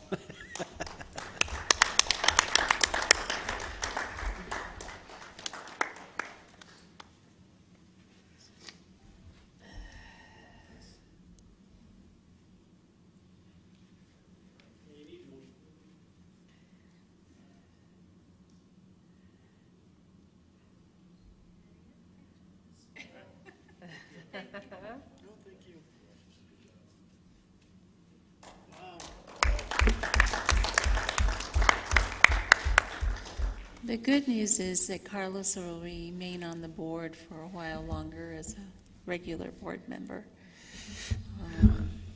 And we do have a get well card going around for Doug. If you would be sure to sign it so we can mail it to him. Thank you. Well, thank We you. have a speech. I really didn't expect this. I didn't know that was coming. I've really had fun over the last couple of years. I've enjoyed sitting in this seat and running meetings and getting to know all the new board members. And I can still remember 2 years ago when I first became chair. It wasn't as smooth as it is today, but because of you, all you members now, you guys have created such a good board, and you guys have made this so much easy for me to do and enjoy. But I really do feel that this is a seat that should be rotated. It should be shared. It should be occupied by other people that have a want and a desire to be chair and enjoy it just as much as I have, because it really is fun. Thank you guys so much. Let's go ahead and take a 15-minute break and come back at 3. Okay. Next up, we have Danny Katzman to provide the board with an update on chromium remediation in our groundwater. Go ahead, Danny. Ready? Ready. Got the mic on? Can everyone hear all right? All right. Thank you for the opportunity to give you an update on chromium. And I think for some of you, I see new members and new faces. This will be a first-time run, I assume, for you. So what I've tried to do is put together a presentation that it's brief. It's unbelievably, Manise dared try to squeeze me into a 30-minute slot. She obviously hasn't learned. I'll do my best. Feel free to ask questions along the way if you need clarification and whatever along the way. I'm happy to address questions. And I'm going to touch on a little bit of background information for you and really try to move mostly into an update mode on where we're at. So I'm going to touch a little bit on the history. I described it here as kind of a refresher. I think for many of you it will be, but hopefully it's a reasonably condensed overview for new folks. And I think there's a tour for new members planned in early October. And so what you don't get here today, you may have to save your questions and ideas and comments, and we'll certainly try to get you everything you need on that tour. So I'm going to talk a little bit about basically the nature and extent of chromium. Where is it? What do we know about where it is in the environment? How did it get there? Really, I want to focus mostly on our remediation strategy and what we're currently doing. In the presentation in Albuquerque, I think it was back in March, as I recall, because the wind was blowing about 60 miles an hour that day, I tried to kind of solicit that you guys need to kind of get on board with this thing, because we're going to be marching progress through the CAB and, of course, other stakeholders all along the way. And we really want you guys on board and kind of tracking the project, tracking the progress along the way, so we can get your input and get your feedback on whether you feel like the project is on track and that we're communicating it well. So again, just the history. Here's the central TA3 portion of the laboratory. I think many of you are familiar with that. There's a power plant basically at the end of that arrow. Here's a little bit of a close-up of part of the infrastructure there. And between 1956 and 1972, as part of just routine operations within the power plant, a potassium dichromate is the chemical compound used, was used in the cooling towers basically as a corrosion inhibitor. Completely routine operation all across the country and similar facilities. It's basically chrome plating the piping so that it doesn't corrode, and every day as they manage the concentration within that closed loop system, they needed to release a little bit of chromium into the environment, unfortunately at the time, and it was released into the environment with a fair bit of water. So there was already water being released from an outfall, roughly 300,000 gallons per day at the time. And we've, as far as we can tell from archival records, we've estimated that somewhere on the order of 30 to 35 pounds a day of chromium was released into the environment. And so it kind of followed a pathway that led us to what we understand today about the chromium. Here's just another view. So I think everybody here is pretty familiar with the laboratory property footprint. That power plant sits way back here, essentially at the head of the Pajarito Plateau. The chromium plume, and I'm going to show you a few depictions of it, so don't worry if you get all the detail you need out of this particular graphic. But it's basically this shaded area right down in here. Here's a little bit of a close-up of it. And what we're showing here with this is both the chromium plume, which is depicted by the blue shaded area, and this coincident perchlorate contamination that sits in a couple of wells nearby from a slightly different source, but essentially it's in a commingled location with the chromium plume. Actually, I'm going to go back just a minute. It's important to note, I didn't really bring the slide because it's one that really takes a fair bit to explain, but it's probably important to note that as best we can tell from about 7 years of very detailed studies, the chromium did not get to this location via groundwater transport from the original source. It's really important to understand that basically as that chromium was released from the power plant, as I described with the volume of water that was already in the canyon, it more or less short-circuited as surface water flow that doesn't take more than a day of transport through Sandia Canyon, where it starts a much more complex infiltration pathway starting about right there in Sandia Canyon, and a travel time of on the order of 10 to 20 years from the surface down into the groundwater, where we think the plume was essentially born roughly in the same location we see it at today. So it's just important to note that this doesn't represent 3 miles of migration from the original source. It's really mostly a footprint that was just born through vertical migration right over the top of where that plume is today. So a few details. I think most of you know that chromium exists basically in 2 forms in the environment. One's called chrome-6, or you'll hear it called hexavalent chromium as well. That's the form that you generally hear about when you talk about environmental work. It's naturally occurring in the environment, but it's also the form that exists when you're really dealing with groundwater contamination. It's soluble, so it moves in groundwater. It doesn't move quite as freely as groundwater, but it is mobile. And it's the form that has the toxicity associated with it under certain rates of consumption. The other form of chromium is trivalent chromium, and it's also naturally occurring in the environment. It's what you find as an essential nutrient in vitamins as well. And in the environment, chromium can move from chrome-6 to chrome-3 through natural processes, and I'll talk just a little bit about that.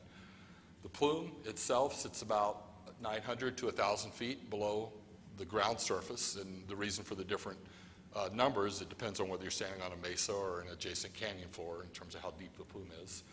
The plume itself is about 1 mile long, about a half-mile wide, and sits at the water table, and I'm going to show you a slide here in just a moment, but it sits at the water table, and we believe that the total thickness of contamination from the water table down is less than 100 feet. And the plume sits essentially surrounded by Los Alamos County-owned water supply wells, and each one of them is about a half mile away from the edge of the plume.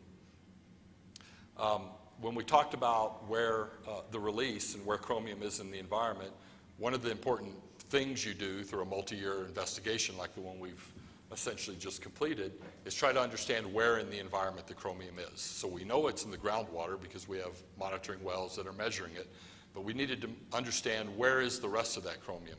I mentioned that maybe 35 pounds per day were released. We kind of use a number just sort of for discussion and for ease of conversation about this of about 54,000 kilograms of chromium released into the environment. So one of the really good things to be able to do in an investigation and before you move into remediation is try to get your arms around all that chromium. Where is it in the environment? You don't want to just go head first into remediation without understanding first where it is and in what form it is. So one of the things we've learned is that there's a wetland really close to where that power plant was that was there during in the 50s and 60s and is still there today, that because of the heavy organic content in that wetland, grabbed a whole bunch of that hexavalent chromium that was released and instantly turned it into trivalent chromium. We've estimated that 25 to maybe even 40% of all that chromium released out of that power plant may still be sitting in those wetland soils. And we've recently done work to make sure that the wetland stays very stable, both physically stable with respect to being able to withstand flood erosion, as well as geochemically stable, which means keeping a water table high so that the conditions in that wetland stay as reducing and not oxidizing. And both of those actions will keep that chromium in that location. But probably more important is we found that through that 1,000 feet or so of geologic strata that the chromium originally percolated through, that there still may be chromium in really complex places within that area.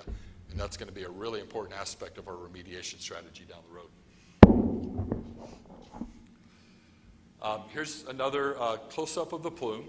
There's a couple of things I wanted to show about this. I don't think that we had really shown you guys in the past the plume in the context of the water table, and I think that's really important, and I think we were remiss in showing it to you that way. Think of these gradients and these contour lines in the water table not any different than you would think of a topographic map that you might use to go hiking with. Where the lines are really close together, the water table gradient is very steep. So it's steep here, roughly west of the plume. And by the way, I know you can't read these numbers, but these are higher numbers than these, implying the general groundwater direction is roughly west to east on a map like this. So downhill or down gradient for the groundwater is left to right or west to east. And so you have a relatively steep gradient here, and you have a relatively steep gradient here. The Rio Grande sits right over here. So you can imagine that this water table is sort of diving to more or less converge with the Rio Grande along White Rock Canyon. But notice that a big portion of the plume, and really the dominant portion of the plume, sits in a very low gradient area. Part of the reason that's really important is where you have high gradients, you tend to have a situation where there's a downward gradient within the water. So if you put a particle at the water table, the gradient, not only would you move down slope, but the particle might be inclined to move vertically as well. And in this particular area, the gradient is just incredibly flat. And one of the things that we've noted as part of that, and I'm going to kind of skip over here, is that the plume in cross-section, so here's the plume again, and here's a couple of cross-section lines. So one of them goes from R42 down here to the laboratory boundary. That's this line right here. And another one is a shorter line from a well called R28 to the laboratory boundary. And by the way, these two wells are the wells that we kind of consider to be the center or centroid of the plume. They have the highest concentrations, around 400 to maybe 800 parts per billion. And you can see that the plume, interestingly enough, is kind of sitting really right at the water table. So there's not, probably in part because of that very low water table gradient that we showed you in the plume area, there's nothing that's really trying to drive this plume vertically deeper into the groundwater. So that's a huge attribute that's very important for us in our remediation strategy, because it kind of helps constrain, if you will, the portion of this massive aquifer that you really have to go in and try to address. So we're not talking about a situation where we anticipate having to go hundreds of feet into the aquifer in order to try to tackle the plume. Coming back to this, some of the other attributes of the plume, here's that center I was talking about around R42 and R28. And again, because of that really, really low gradient in this area, the groundwater flow direction is actually made particularly complicated. You can imagine that where the gradient is real steep, that's going to really drive the direction that groundwater flows. Where it's really shallow gradient, like it is in that center, the complexity of the geology that makes up the aquifer, and in this case, the geology that makes up the aquifer are basically sands and gravels. And so when you have sands and gravels that are highly layered, and then they're actually, because of faulting down at depth that you can't even see at the surface, those rock layers have even been tilted and kind of rotated. So you've got groundwater flow according to the gradients that would suggest that the plume might be moving easterly, but you've also got a gradient trying to move against these really complex geologic layers, and it seems to be partly driving plume migration off to the south. So we kind of generally like to depict sort of an arc, if you will, that the groundwater flow is kind of in this general quadrant, if you will. It may have a little bit of an easterly component, and locally it might even have a bit of a southerly component to it. Partly that's demonstrated by the fact that the chromium over time, so this part of these plots here is time, and this is concentration. And why don't, for right now, we just focus on the red lines in here. Those are chromium concentrations over time. And so you can see that this well right down here near the laboratory boundary is showing a pretty progressive increase in concentrations over time. There's certainly variability year to year, and it almost looks like there's kind of an annual cycle, if you will. Whoops. Almost looks like there's an annual cycle, if you will, but overall the trend is clearly increasing. So that certainly suggests a groundwater flow component off in this direction, and then we've got this well, R45, sitting right there, which is also showing an increase. This red line, by the way, is the standard of 50 parts per billion. So this well down here is showing concentrations above that standard. This one up here, actually on the backside of the plume, is showing very interesting and still not well understood increases in concentration. And then this one here increasing, still not at the standard, certainly suggests that there's a component of migration off to the east here as well. So these are all important things for us to know in terms of being able to confidently monitor the plume as well as focusing our strategies. So I'm going to kind of jump into the strategy. Again, this will be a bit of a refresher for most of you, but we've sort of broken the remediation strategy into two parts, and we are clearly turning the corner from 7 or 8 years of characterization to really trying to focus in now on the remediation strategy. And one thing that we're able to do with the New Mexico Environment Department is essentially implement what we anticipate will be remediation work under an interim measure.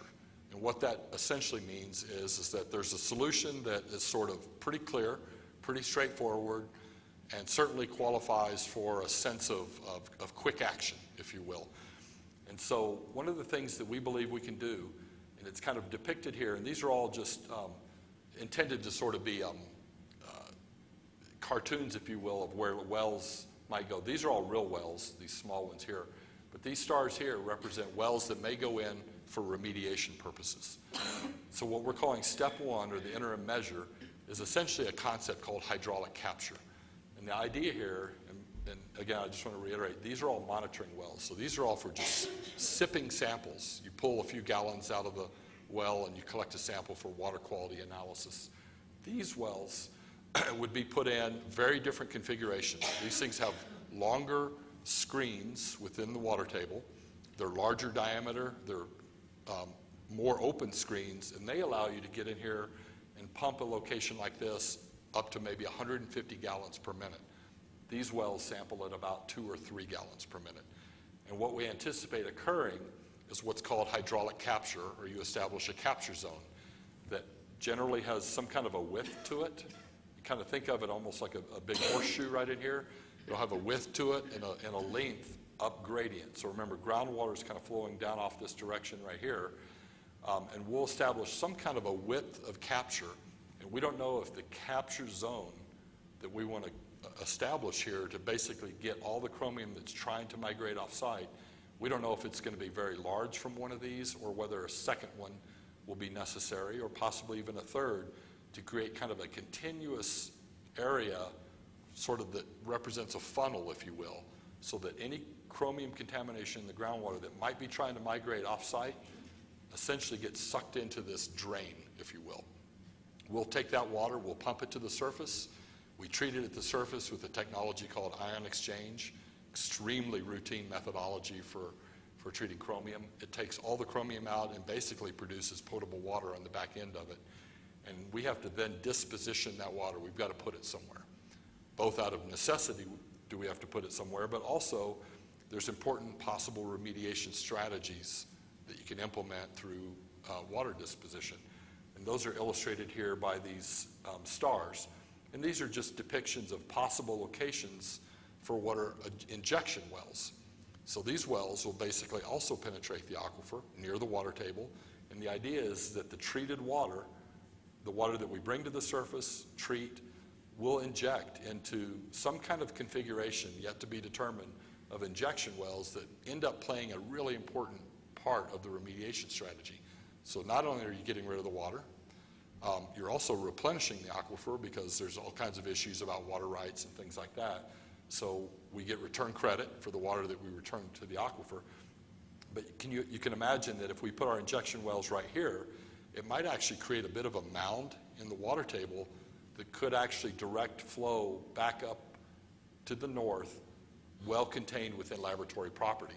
So our real goal here in this interim measure is to basically make sure that the plume, and this is the 50 part per billion cleanup level depicted in here, that the plume gets made smaller and contained well within laboratory property for us to have the time to go implement what I'll talk about in just a moment, which is the much more complicated and longer term remediation strategies to basically get the source out of the ground to begin with.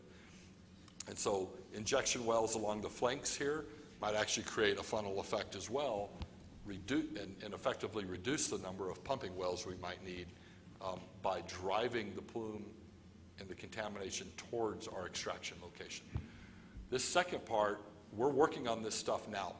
This is really going to involve quite a bit of really highly detailed studies where we want to look at ways to basically get the chromium remediated other than just pump and treat.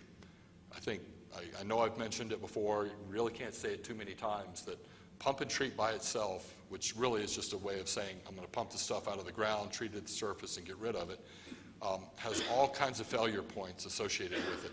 Sites all over the country have tried pump and treat. They go into those kinds of projects thinking it might be 10 years worth of pumping to get their contaminant out of the ground, and 40 or even 50 years later, they're still pumping. It's really, really complicated. So we want to also include, as part of our overall strategy, other methods that might take care of the chromium right in the ground, so we never have to deal with pulling it out, treating it, and dispositioning large amounts of water. And so that involves various types of applications that you actually put down into the ground. In some cases, there's chemical reductants that you put into the ground. It creates sort of a cloud in the groundwater, if you will, that if the chromium passes through that, it takes that hexavalent chromium, rapidly changes it to trivalent chromium where it stays in place and really has no tendency to convert back to hexavalent chromium. So you're essentially taking that chromium out of the equation. Other ways to do it, and the way we're maybe particularly excited about trying, is using naturally occurring microbes that we know exist in all groundwater everywhere. We've actually already done DNA sequencing of the microbes that we have in our groundwater here, and we know they're bugs that actually enjoy eating chromium as a food source. And when they do that, they also convert that chromium into trivalent chromium, again, taking it out of the equation. So we're looking at these kinds of technologies as ways to enhance just the simple pumping approach to get at this chromium. So we're real busy in the field these days, and we have a big program in store for us in 2015. There's a lot of information on this slide, but I kind of want to go through a few of the points, maybe in a little bit of detail. The extraction wells, you saw those two stars down there that I talked about being part of the hydraulic containment action. One of those is in. We call it CREX-1, CR for chromium, EX for extraction, and 1 for the first one of these. It's performing very well. We haven't turned it on yet for full pilot mode, but we're doing what's called well development and some aquifer testing to just kind of make sure the well is appropriately flushed out and ready for full bore pumping. And I think we're probably about a week away from seeing that well running 24/7, probably through the end of November. So there's a high probability that when you guys are out in October, you'll be able to see that well in full operation. What we'll learn from that, and from monitoring pressure responses in all those surrounding wells, we'll get a first look at what a capture zone might look like associated with big scale pumping in here. We're also very active. We had a really busy weekend on a project where we're drilling 6 core holes, and I'm going to take you to a slide here in just a moment, but I want to show you some of these points first. These core holes are really, they're a bit of a Swiss Army knife, if you will. We have a lot of information coming out of these things. One of the things we're trying to do, we're actually drilling with a technology that we've only barely deployed at the laboratory before, and this is the first time we've ever done it anywhere at this scale. And in fact, I think we've probably already hit what I believe is the national record for depth ever achieved with sonic drilling. So this is a drilling technology that quite literally uses a vibrating drill string to penetrate into the aquifer. Extremely complicated, and the reason we went with doing that is because we don't want to add any fluids or any water to the core, because we want to get all kinds of important information out of all these core that we're going to derive out of the hole, and the only way we felt like we could do it was with sonic drilling. We're also going to be studying a lot of the core materials to evaluate whether or not there's properties of the materials that will naturally convert chromium from chrome 6 to chrome 3. We're going to establish every one of these core holes when they're done as a monitoring point and as a location where we may inject amendments into the aquifer and watch how it responds at nearby wells. So we can do bench scale studies all day long on how bugs are going to act and how various chemical amendments work until you deploy it in the field and see what happens at quarter-mile scale or across 200 meters between wells. You really don't know how your system's going to work. And then we hope in 2015 to be starting to drill some of these injection wells. Here's just a look at where all these core holes are. They're the yellow highlighted symbols on here. All the monitoring wells are these with the kind of white shading area around them and the red dots. There's that well that I said that we're about to start pumping 24/7, Crux 1. And all of these points in this area are going to be monitored in high levels of detail, watching for pressure responses from this hole right here, from this pumping well, to tell us whether or not that capture zone's oriented off in this shape right here or maybe more north-south. And it's the kind of information that helps us know where you might put a Crux 2 or a Crux 3. One of our big challenges that can't be overlooked for the coming 6 months or so are all of our really important interfaces here. As I mentioned before, this whole program, the pumping, the contamination, and the plume, all sits very close to Los Alamos County water supply wells. One of the things that it's incumbent on us to do is make sure that nothing about our pumping program in any way adversely affects the county's ability to continue to supply water efficiently to the residents and to the laboratory.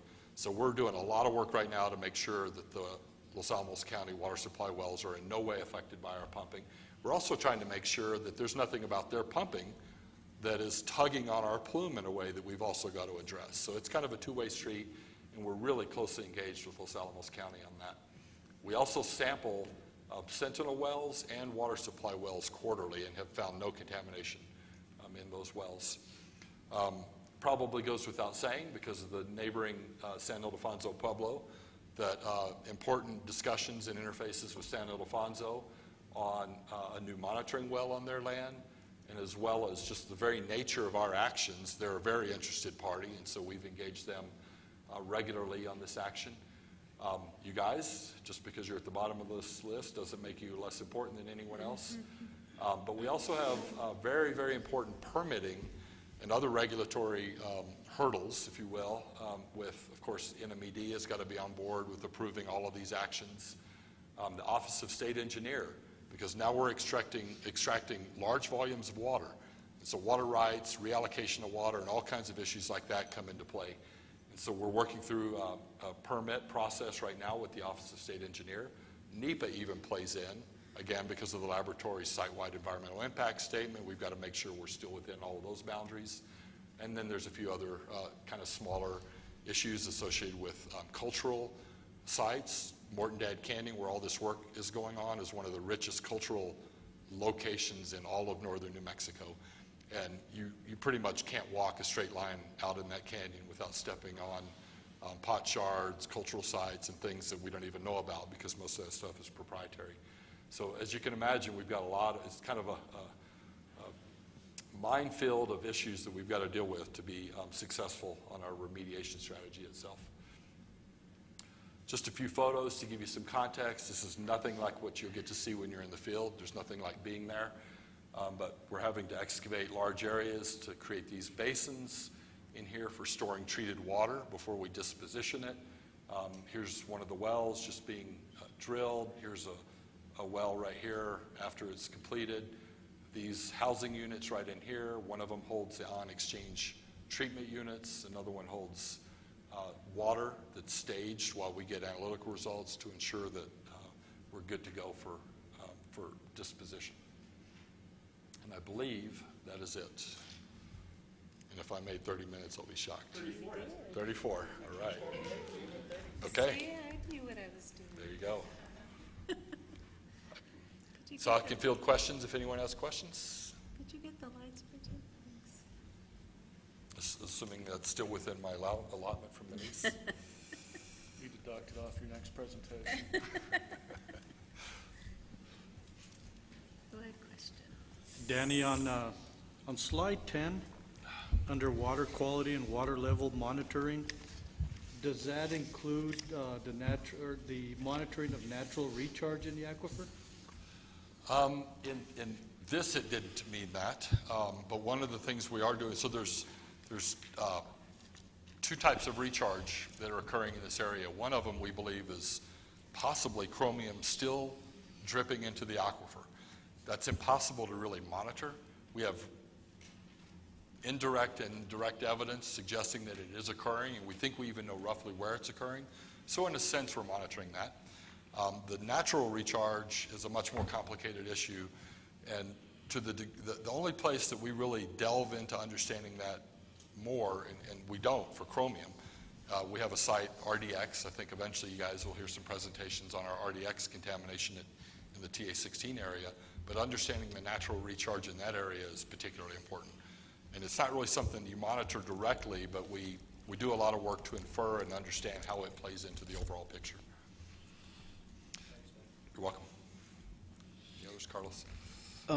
That drinking water well that's within half a mile, whose water is that?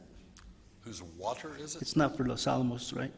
It is. It is Los Yeah, Alamos so water. the Los Alamos County owns the utility, so they own the entire infrastructure, the wells, the piping, and all that. The wells happen to be on DOE land. They used to actually be owned by the DOE. I think it was maybe 15 years ago. I don't know, Pete, if you remember. DOE transferred the entire utility and infrastructure to the county. So 2001. So in 2001, the wells all became county wells, and so that's why the really close interface there. Thanks. You're welcome. Any other questions? Allison?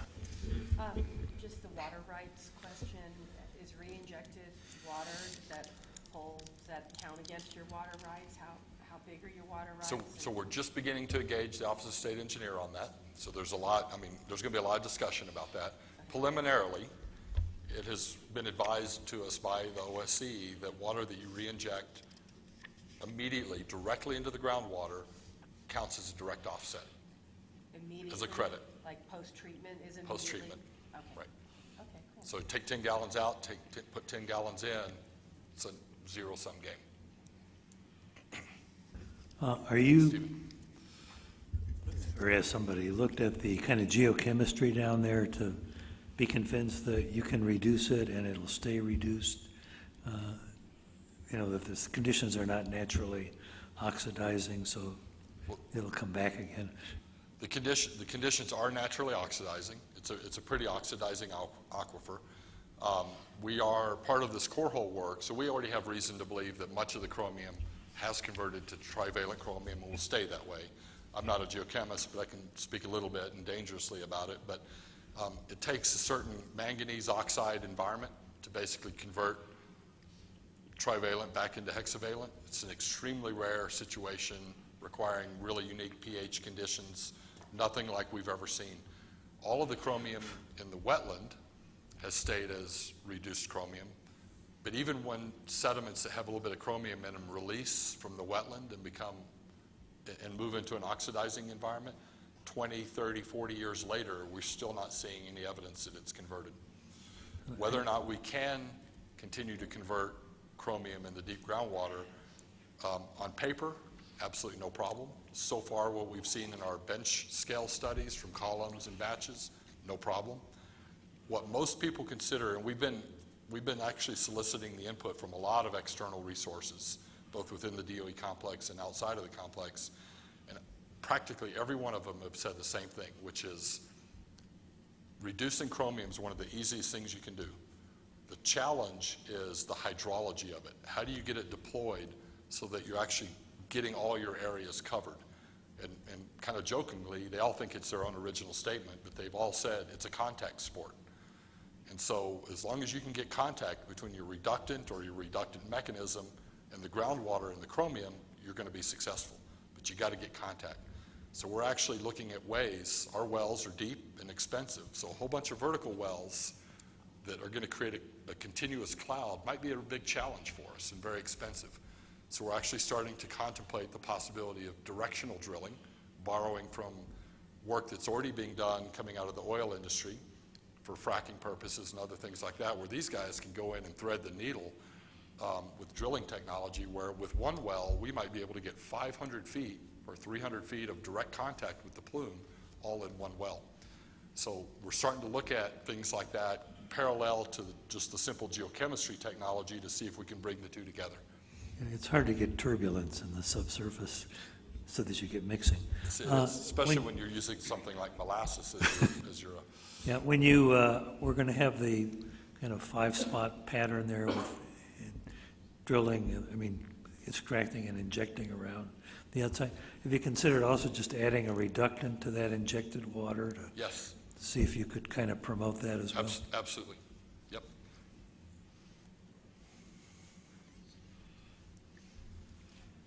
Anybody else? Alex, no questions? Irene? See, I'm assuming that your 50 part per billion goal is total or hexavalent chromium? It's total chromium, but our plume, they're one and the same. When you measure what we get out of these wells, we can measure it as total chrome, but it's all hexavalent chromium. Minus maybe a part per billion of colloids or something like that, but it's all hexachrome. I'm sorry, was there one other question? Hi, Danny. I was wondering what would the impact be of winter weather or, freezing temperatures? Is it going to affect the pumping? Great question. For this particular year, the nature of our permit with the New Mexico Environment Department that allows us to pump, right now we don't have injection wells. So right now the water we're pumping is literally applied on the landscape. So we've got areas that we've been permitted to land apply, and we just bring trucks in, they pump it out of those basins and spray it. It's very green site. You'll see that even with the monsoons. This area is even greener still. But that permit requires that we are no longer allowed to land apply once you're either overwhelming infiltration and creating runoff, or if the ground's frozen, which will also create runoff. And so that's why when I said we'll pump roughly through the end of November, nominally in this area by about the end of November, the canyon floors have frozen, the soils have frozen, and that pretty much shuts off our program for this year.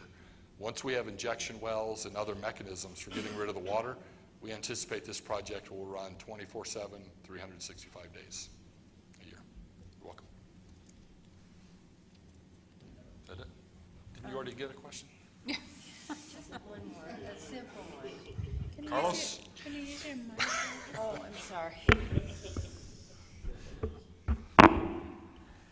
Have I used up my words for the day? Okay. Can you name any of these microbes that like to eat chromium? No, they have crazy names and stuff. With 2 eyes at the end of them and stuff like that. Yeah. Yeah. Yeah. But No, you I won't don't name know them? any of those Oh, names. okay. But if you really want to know, send me an email and I'll get them to you. Okay. Is that it? Did you reach your quota of questions already, Alex? I actually have one. You used to have one.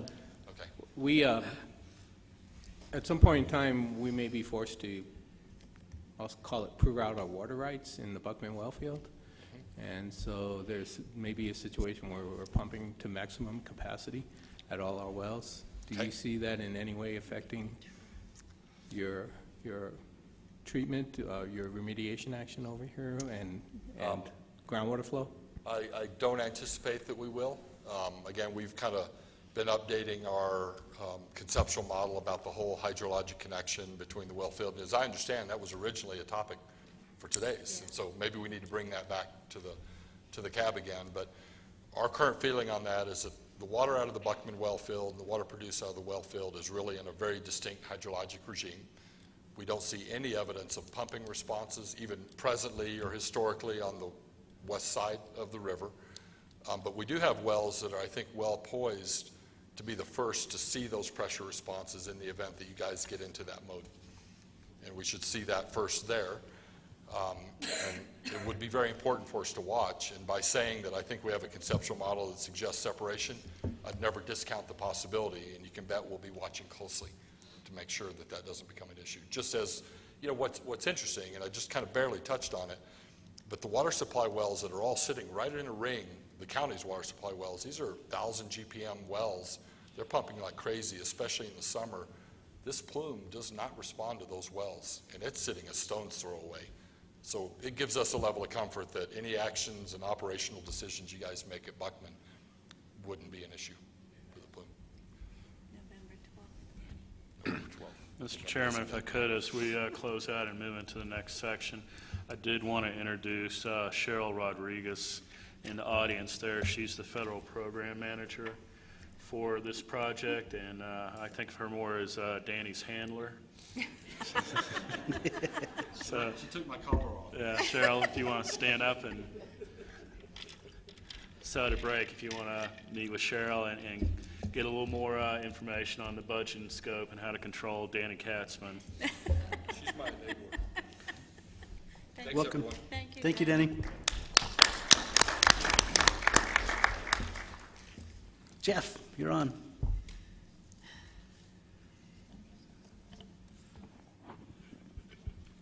Good afternoon, everybody. I've got a few things I'm going to go through today, but I'm going to start off with a briefing and an update on the nitrate salts,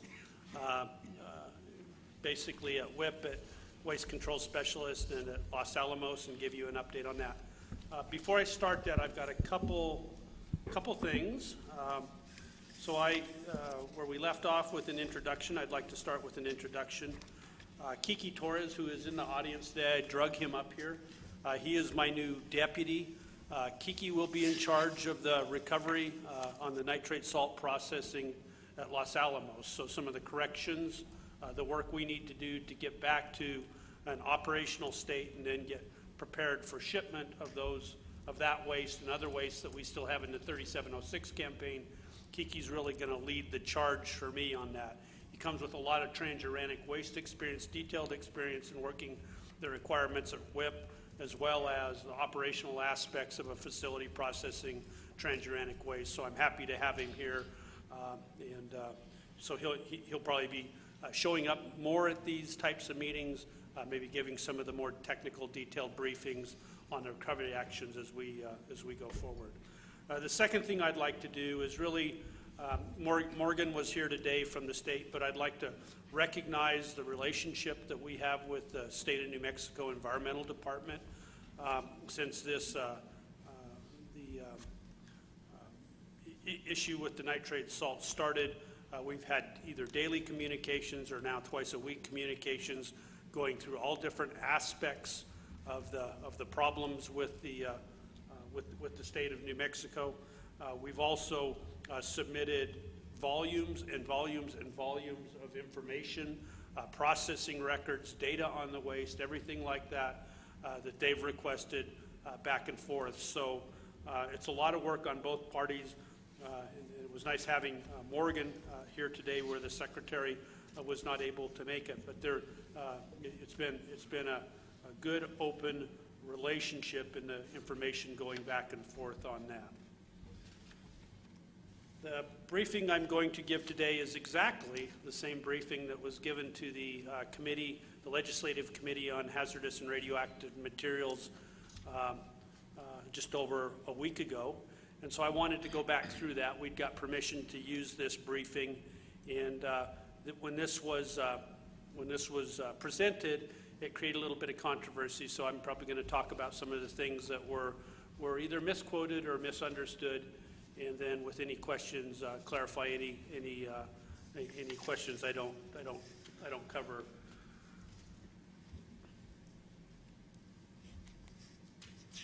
So what I'm going to cover is really our understanding today of what may have happened and where we are in the technical investigation, discussing the safety of the transuranic waste, the controls that we've put on it at Los Alamos, at Waste Control Specialists, and at basically the waste in Panel 7. I'm going to talk a little bit about where we are in remediation. So what we really want to do on this is move forward where we do have some unknowns in the waste and something that probably shouldn't have been put together. How do we remediate that and get that back to an insured safe condition? And then, so that will be kind of the inerting.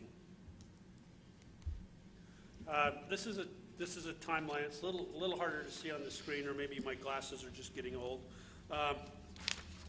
But there's a few things I'd like to talk about. So we try to keep a timeline representative of all the work that's going on here. And just a few things, probably since we talked last time. We did apply what's called a D001 code under RCRA.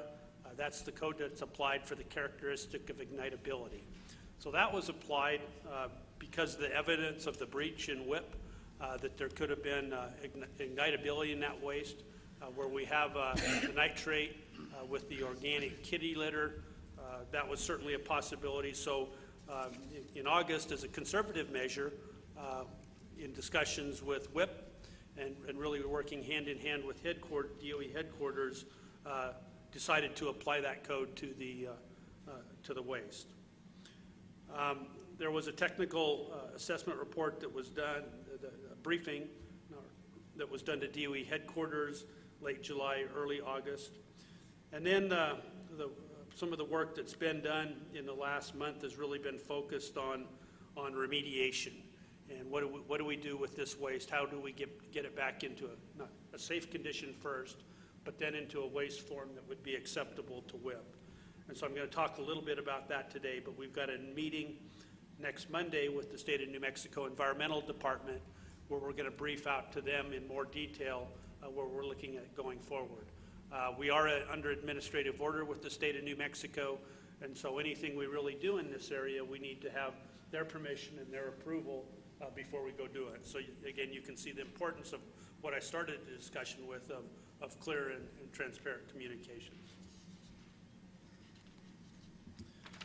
So this is just a little bit of history on drum 68660. That's the drum that's breached in WIP. The picture down in the bottom right-hand corner shows what that drum looks like today. The waste was really generated at Lannel. This drum was generated in 1985, and basically, once processed, went into storage for the next 30, just about 30 years until it entered the processing under the 3706 campaign. This waste was identified as a waste stream for disposition within the 3706 campaign. So then basically it was taken out of storage. The characterization process began in December of 2013. December 4th, the drum was remediated in our Wicker facility. So the parent drum was opened up. The processing of the waste, mixing it with the absorbent was performed. It was packaged into a new daughter drum. That daughter drum received the number 68660, and just short of 2 months later, that container was placed into panel 7, room 7. And then on Valentine's Day of February 14th, the drum, that's when we got WIP got the radiation alarms, and that's the likely date that container breached, that we have evidence on. WIP has evidence on the filters that you can see, you can evidence contamination, you can see particulates and things like that. So that's kind of the timeline. And what that really said is pretty quick, pretty quick. So once the drum was processed in December, whatever happened that we don't completely yet understand, it happened fairly quickly to result in that breach.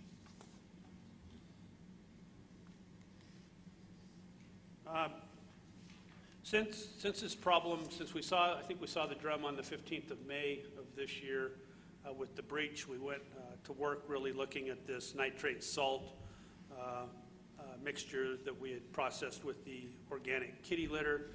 So you had a fuel and an oxidizer together, and we started conducting different experiments around ignitability, around reactivity, to see if we could get a reaction. And as this started, I thought it would be fairly simple, and I thought it'd be fairly quick, because of that quick time frame that we saw in this reaction. That we'd be able to figure this out. Well, we've had a team of scientists at the laboratory of 50 to 100 people out of the chemistry division that have been working really the last 4 months to try to understand, and we still haven't, we figured out some things about the mixture, but we have not come up with what may have initiated it.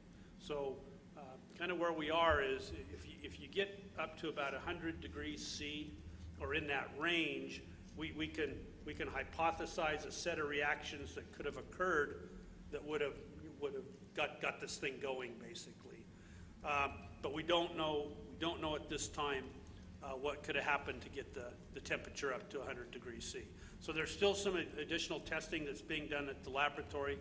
We're working with the DOE technical assistance team so that's a whole bunch of really smart people from chemical facilities across the DOE complex that have come together to put their thoughts, advice on what we should be doing to investigate that. So they come up with additional experiments or tests.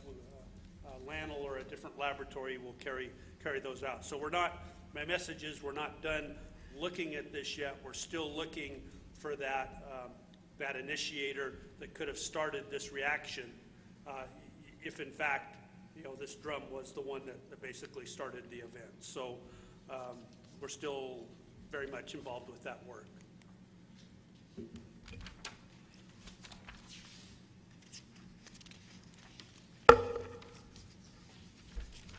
So there's a couple things. Certainly with the recipe that should have been looked at. Not as many concerns about if we'd used an inorganic material to inert this as opposed to what we did with the organic. But we looked at Los Alamos. We've been working on a causal review that really has dug down into all the processing. Legal has also been looking at the regulatory aspects of what's been going on. And we've come up with a couple things really that shows that we could have better understood this waste as we'd started processing it or at the point of generation. So as this waste was generated at TA55 in 1985, the salts were basically evaporated out of the evaporator bottoms, and then those salts were dried, or the liquids were sucked off, and they were packaged into bags, and then those bags were packaged into the parent containers that were then put into storage. And over time, and we're not, liquid started coming out of that waste, and that was a bit unexpected, and that created, as they started processing, we were doing absorption of those liquids, but in testing of those liquids, they had seen some low pHs, and they'd started some neutralization, or that was put into the procedure to neutralize that. Well, that was done outside the bounds of what our RCRA permit that allowed, and we self-disclosed that issue to the state as soon as we found out about it. The same thing on acceptable knowledge. So if I go back to the neutralization, what we were doing there is we had a corrosive waste defined under RCRA. We should have at that time updated our acceptable knowledge on that waste stream. That certainly would have highlighted the need to enter into the permit. But that was not done, so that was also disclosed to the state, and those are a couple of the non-compliances that we've disclosed to date. And we're still looking at other things that may have happened with this waste at Los Alamos. So that may not be the end of our discussions with the state in that area. So as I've talked before here about the inventory, this is the most interesting part of the presentation, and this is where some of the confusion resulted from the meeting last week, and I'm going to try to go through this in more detail. One of the things that a responsible generator or department would do if we have a problem is we'd go do a review and look for if we have any similar waste that may create the same type of problem. So an analysis was done looking at that, So this kind of narrows down. We had a starting population of 707 containers. 29 of those were not remediated with the kitty litter yet, so they're in storage at Los Alamos. That brings you down to 678. So that's really the starting population. 453 of those are in panel 6 at WIP. 55 of those are in panel 7 at WIP. 113 of those are at waste control specialists. And 57 of those are in controlled storage at Los Alamos National Laboratory. If I start to narrow down, looking at the 68660 container and what characteristics it had things like it had a low starting pH in the parent container of the free liquids. It was treated with the S-Sweet kitty litter. It had color safe added as the neutralizer. It had a glove box, a shielded glove that operators basically put their hands into the glove box to manipulate the waste. Those gloves have to be changed out occasionally. Those gloves go into the waste stream. So the 68660 had a glove in it. And so we go down from the 16 with the low pH, 8 of those that had the absorbed free liquid with the organic, with the same type of neutralizer, and we eventually get to 2 containers. So I've got one container is the one breached at WIP. The other one has similar characteristics. So let's talk about those for just a minute. The breached container at WIP 68660 had a pH of 0. So if you understand pH, once you get to 0, it just stays 0.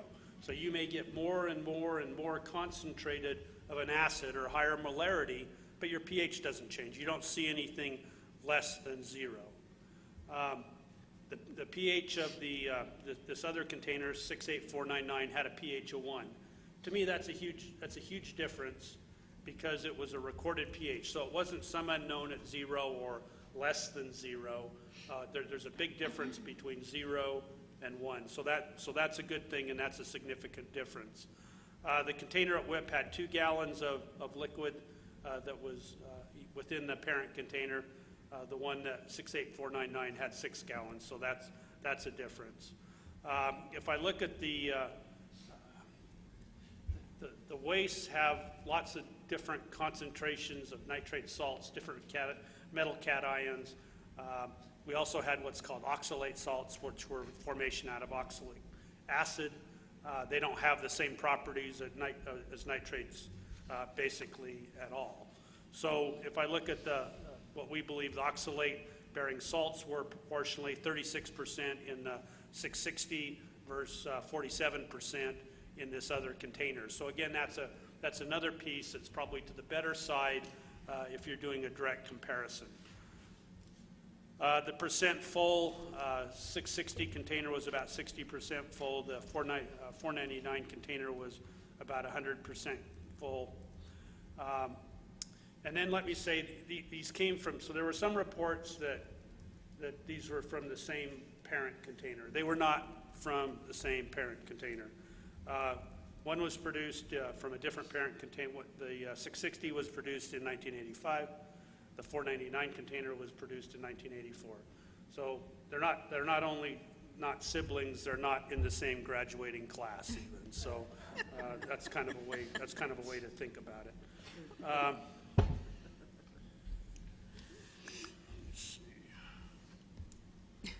In terms of a risk of an imminent reaction, we don't. It's kind of like I said on the chemistry so far. I don't understand what caused an initiator in the waste, so I can't.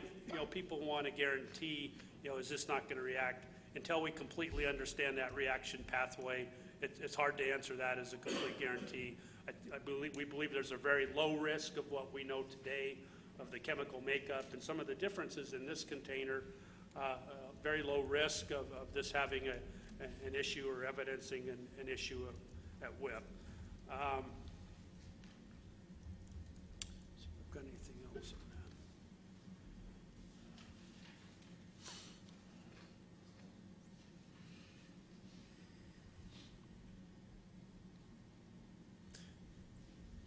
that. I think that's it. The other thing that we do, and we're doing with WIP, is anything we learn in our chemistry investigations, anything that may be a new hazard, we're communicating directly with WIP on that. So we've got a twice-a-week call that we do with the WIP facility that I sit in and my folks sit in.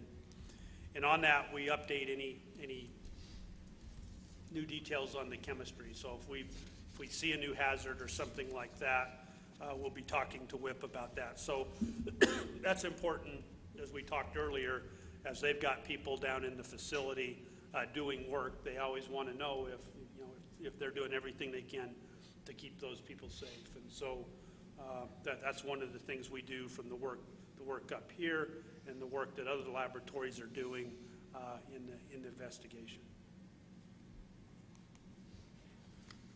Remediation of the waste. So this is our kind of moving forward from the point we are today and looking at what different processes may be available. There's a couple things. So we've got 4 options on the table. The first one is to kind of go back and do what we should have done the first time, and that was to add inert material to the waste in a concentration sufficient that ensures there's no chance of ignitability or reactivity of the waste. That's based upon testing. So that's certainly a valid option. Option 2 is similar to that, but once you get it made safe or you put the inert material in, you also add a cementing agent and mix it up and basically make a concrete out of it. The third option is a dry process where you wouldn't add the zeolite and go through that step.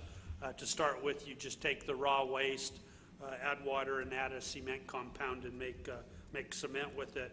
And the last one is is that you'd add water to start with, which some believe would make the waste kind of inherently safe, and then cement again without the zeolite addition. At this time, and what we're really talking to the state with, and this is a very detailed chemistry type of question that we've involved our chemistry folks with, but we're focusing on option 1. We believe that we may see some issues, and there's some more tests to be done on this, but once you add water and go to cementing with the organic material in there, we're a little bit worried about what effect any biologicals would have on the setting of the cement and things like that. We think if we come up with a robust recipe for inerting the material with zeolite, which is an inorganic material, to the point it can't have a reaction. If we take, basically in mixing this up, if we take what I call a Frankenstein surrogate, so it's the worst that we can think of to make up. We prove that to make safe. We do testing. We validate that testing through an independent laboratory, not Los Alamos. That's a good route to go. So that's one of the discussions we're having with the state. But again, we're not doing anything without the authorization of the environmental department. So that's where we are on that. And then this is just kind of a path forward. I want to talk, we've got safe storage controls in place at Los Alamos that I've talked about before. Excuse me, with the waste and the permacons. We haven't seen any reactions. We do daily or hourly inspections, 24 hours a day on that waste. Since the waste was placed into there, we haven't seen any signs of fire, of smoke, of temperature increases. One of the things we do is shoot it daily with a thermography gun to look at the temperature of all the containers and things like that. Also, the investigation is ongoing. We talked about that. Morgan talked about the Accident Investigation Board. My understanding is that report may now be available in November sometime. So I think they're waiting to finish up the visual inspection in Panel 7 before they finalize that report. I think that's an important piece of information that we'll have. Landfill corrective actions, I talked about the causal review, and Kiki Torres is really leading that, but we've got a lot of work to do to make sure that we can do this work safely, new procedures, processes, and controls to put in place.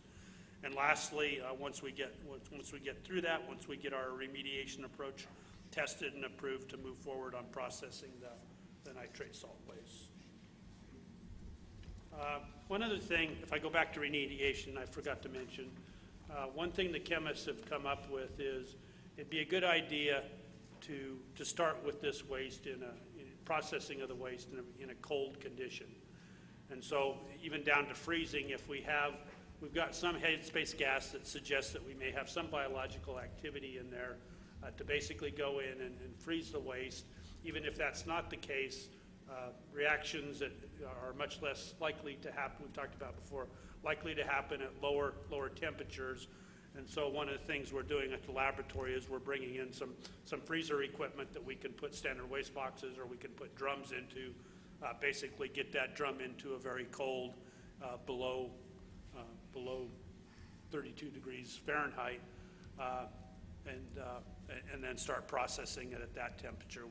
We think that improves the worker safety on it. So that's one of the things the chemists have recommended that we're likely to move forward. Again, that'll be discussed with the state of New Mexico. And I think that's all I've got.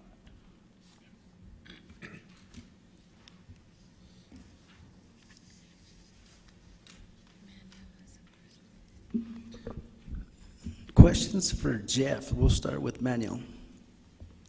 Thank you, Jeffrey. This was a heck of a presentation. So on December 4th of 2013, is that when a kitty litter was introduced? It was, yeah, that's when it was processed at Wicked. Okay, so I was doing a little bit of rudimentary math. So from 4 December of 2013 to 14 February of 2014, roughly 40 days. Was there any kind of conditions, or what would have prevented this container to ignite, say, either on the hill or maybe in transport? And then secondly, on slide 5, under we can explain energetic reactions but not the initiation, it says a matrix of organic kitty litter fuel with sodium nitrate oxidizer, reaction temperature equals 30 Celsius, and then also the unique combination of acids, salts, metals, and organics, reaction temperature of 100 Celsius. Are these hypothetical reactions? So those are reactions that we could demonstrate in the laboratory. So if I got up to about 300 degrees C in testing, ignitability testing with a mixture of a concentrated acid. So we went through a whole range of different acid concentrations mixed with the kitty litter and the salts themselves.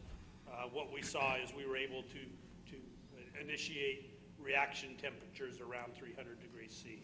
There are actually some conditions they ran that brought those temperatures down if we got kind of eutectic compositions of different salts and things like that.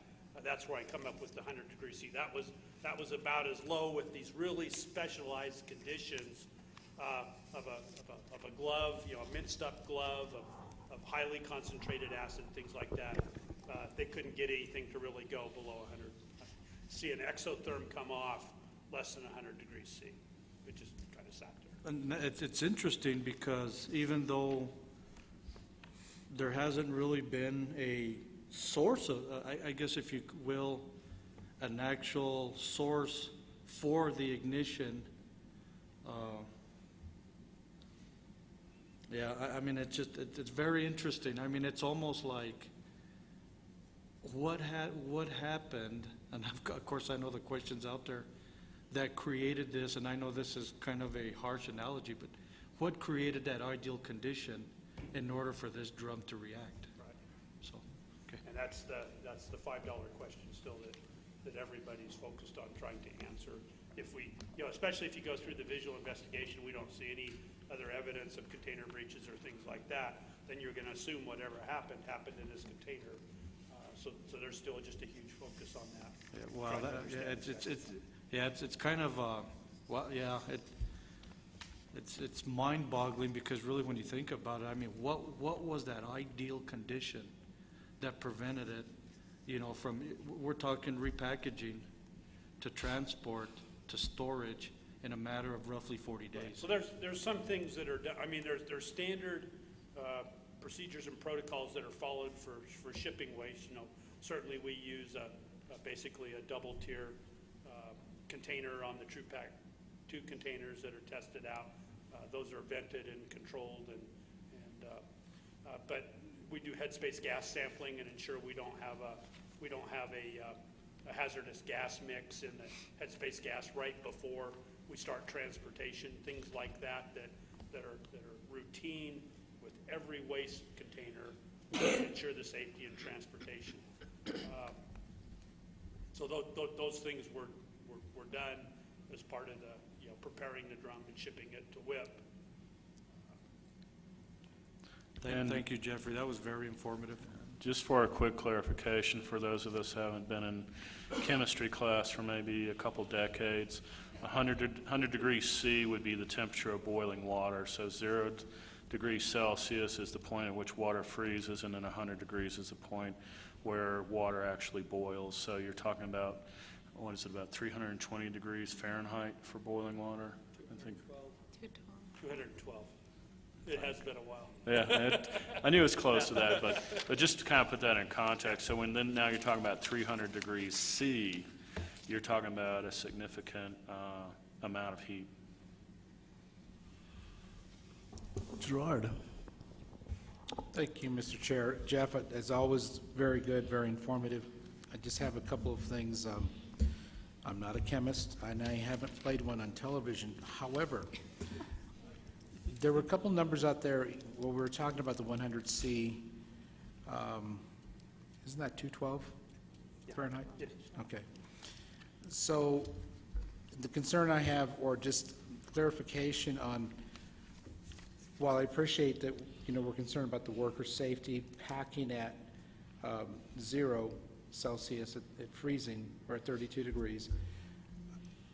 And if we're talking then about possibility of temporary storage / staging in Carlsbad at WIP, what effect would ambient temperature above ground affect the drums? Then if we're looking at a dramatic temperature change, let's say in the summer, out in that area, very hot, it's above 100 degrees Fahrenheit. Have you discussed that? I imagine you have, but what have been some of the discussions about that and that temperature differential? So that's a really good question. We would not send any of this waste that hadn't been made safe and put into a final waste form acceptable to WIP for below ground storage or above ground storage. It just wouldn't happen. So we would have to do all the processing where we'd add the inerting material.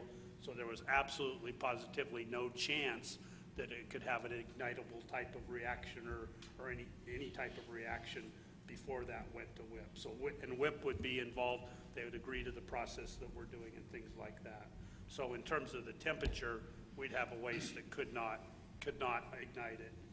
I won't say any temperature because there's a combustion temperature of any combustible material, but the problem would be repaired before the waste would be shipped. Yeah, because I would see that would be a huge, I guess, delta T from 32, and then what would be the drum, and then inside that environment, which we don't know is what is happening, would this cause additional possible reaction? I think with the way the waste is right now, whatever may have happened inside that drum, we want to make sure that we prevent that from ever happening again. So we would mix the waste with an inert material. So the possibility of a reaction at 100 degrees C would be basically non-existent. And one final question, Mr. Chair and Jeff. What is the logic behind using a wet process? Is it because the pH neutral value of water makes it inert, or what is the rationale behind it? I'm just curious, as an instructor, that will go back and discuss this with students. That's a really good question too. So when you add water, what that does is it dissolves the salts. And so where the salt, so it goes back into a nitrate type of solution as opposed to a salt solution that acts as an oxidizer. So inherently, you basically remove the oxidizer by liquefying the salts that were there. What the issue is we're a little concerned about any biological activity when we add that water As a back result in. of that, right. So sometimes we want to make sure we don't do something we think is good, but yet we create another problem, so. Thank you, So that's Mr. a Chair. good Thank you, question. Jeff. Thank you. Steve?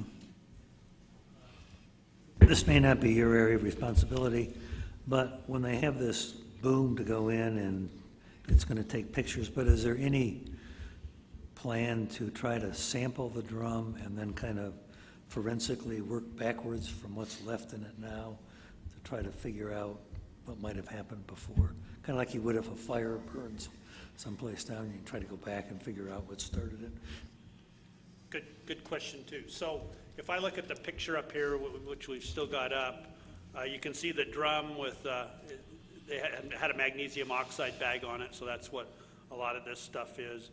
But you can see, so this is the opening that we believe is the opening on the breech, so the lid's slightly lifted. There's evidence that some of the material in the drum came out. This is the top of a standard waste box that sits beside the drum.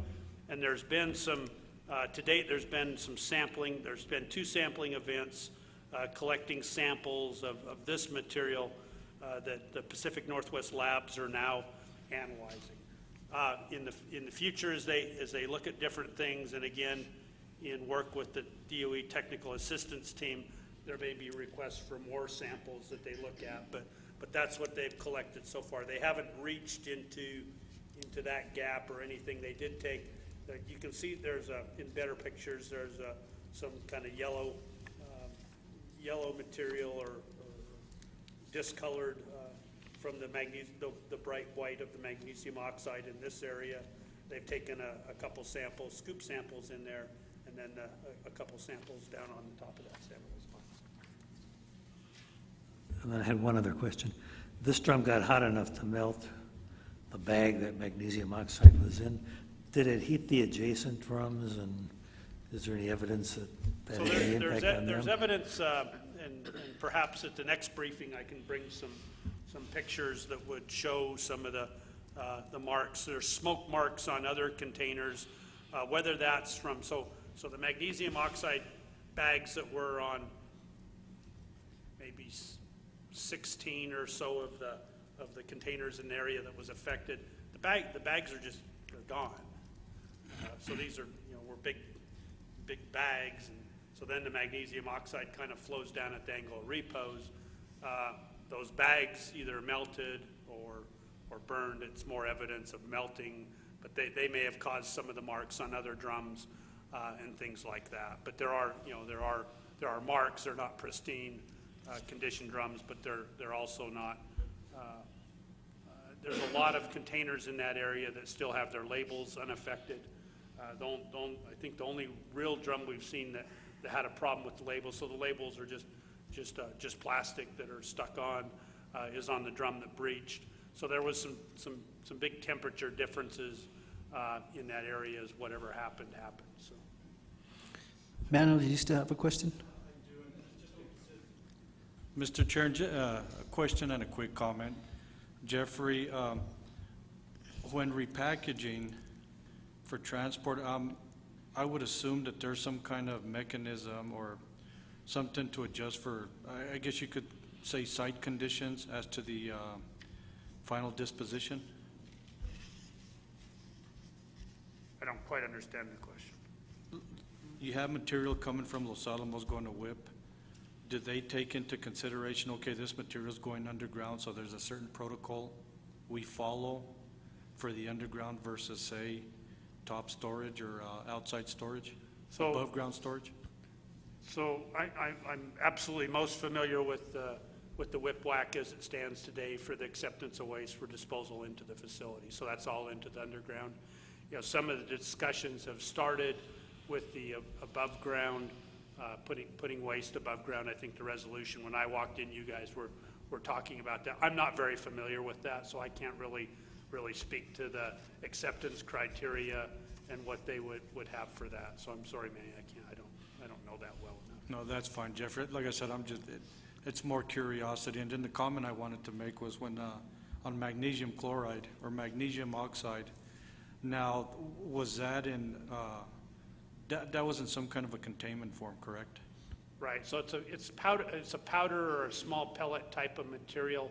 Basically, I think it's produced in this stuff is produced in Texas. It's basically packaged into 1 ton or 2 ton bags that then sit on the top of the container. The purpose of the magnesium oxide is really to absorb carbon dioxide as waste degrades over years and years and years, so you don't have a CO2 buildup within the repository and a potential release of CO2 gases as you've pressurized that up. So there's a reaction between CO2 and magnesium oxide that happens as part of the storage or disposal process. Because I remember as a teenager cutting up the old water heaters and cutting the magnesium rod by mistake and burning my eyebrows off, so.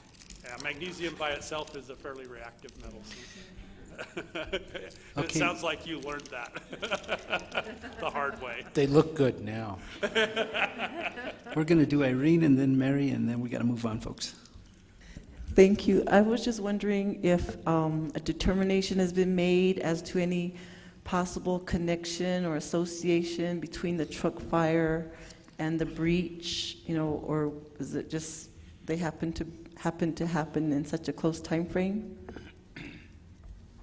I'm not aware of any, but I can't speak for the investigation at WIP. So I think that one of the things the Accident Investigation Board is looking at, which is independent to Los Alamos or independent of WIP, is is there any relationship? I have not heard of any, but again, that's not really in my bailiwick right now. I'm more focused on the Los Alamos stuff. So.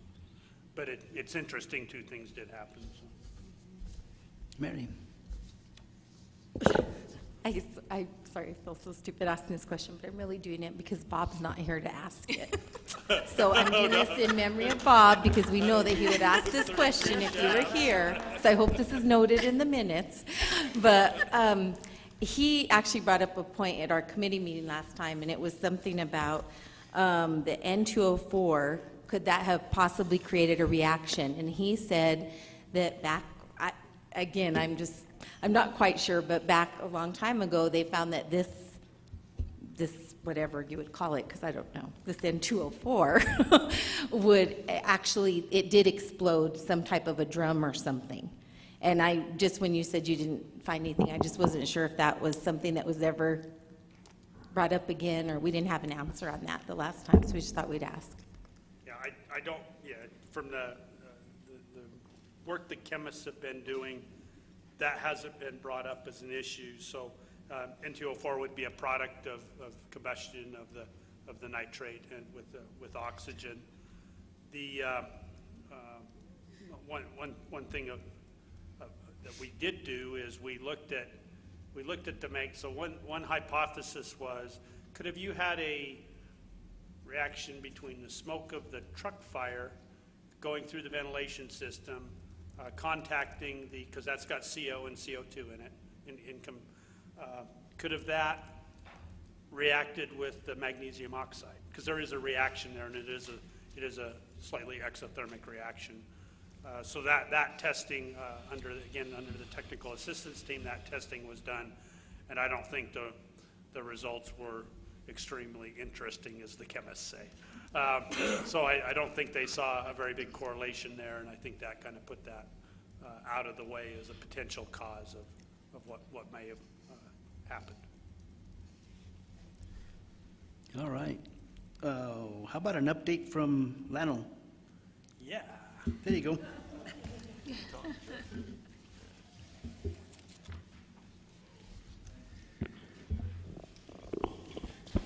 Thank you, Mr. Chairman. Do I just go forward on this one? So I was going to cover this. Oh, you're doing this? Oh, I'm sorry. Got the next one. All right. Unless you want to cover this one. No. He's anxious. So even with the nitrate salts, as Dr. Danny Katzman talked about, there's still a lot of good work that's going on at the laboratory. We're really excited about the the progress that we've made on the chromium. We've got that Crux 1 well in, and we're pumping at roughly 100 gallons a minute at different areas. So that's a big deal. We're making a lot of technical progress, but we're making a lot of field progress too. So I'd like to talk just a few things that are going on. The RDX well installation, the baseline sediment sampling that we've done, some of the water sampling, give you a quick update on where we are on the IP and some other field work. So first of all, on RDX, so this is at TA-16. This is where we have the groundwater contamination that is the basically unexploded chemical that's within the groundwater. It's a little lower priority than the chromium. It's contained really within the boundary of the laboratory, but we're making good progress on that. So a couple things, geophysics study, so that's looking at really the geology and the makeup subsurface. We did a big kind of network geophysics study on that. So what does that do? It's told us quite a bit about the hydrogeology under that. It's told us quite a bit about the Vados zone, and what we've kind of understood from that is there's pretty good symmetry as you go down lower into the Vados zone.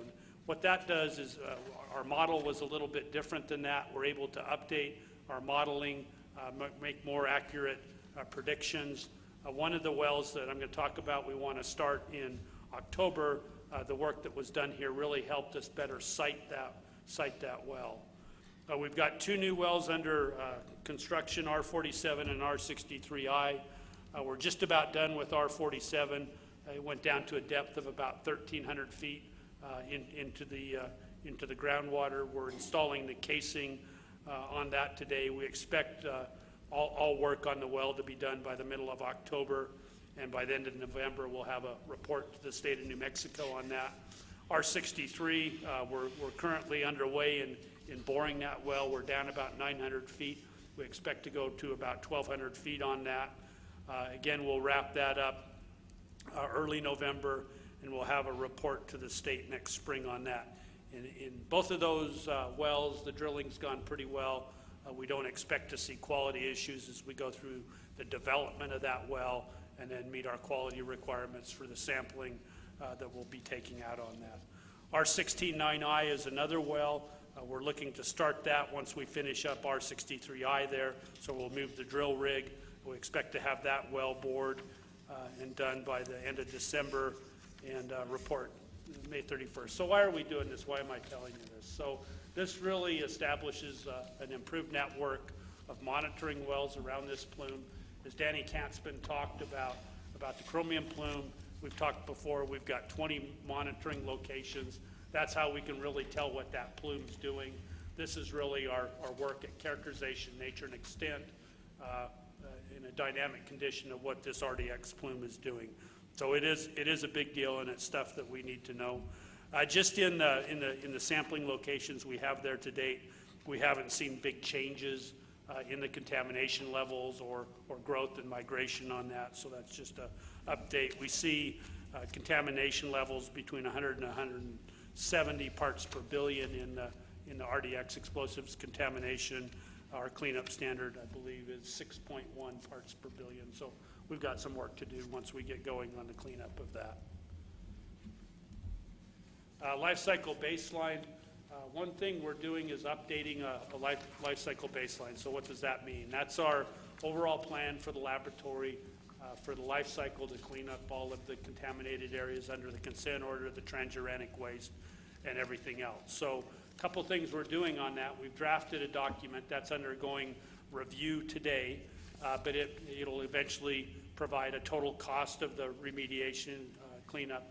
It'll provide a total schedule, so those are still unknowns because we've got some changing conditions on that. But it'll be a good update. So I would expect that probably later this year. Pete and his folks have been working with headquarters to really define what an annual funding. So you can see the importance at this point of annual funding, because if if I get $100 million a year, it takes X long. If I get $200 million a year, I cut it by this. So that's a huge deal of trying to estimate what that number is going to be. We used before the nitrate salt issue started, I came and briefed the CAB on the campaign approach. We're still going to do all that. That's still sitting there.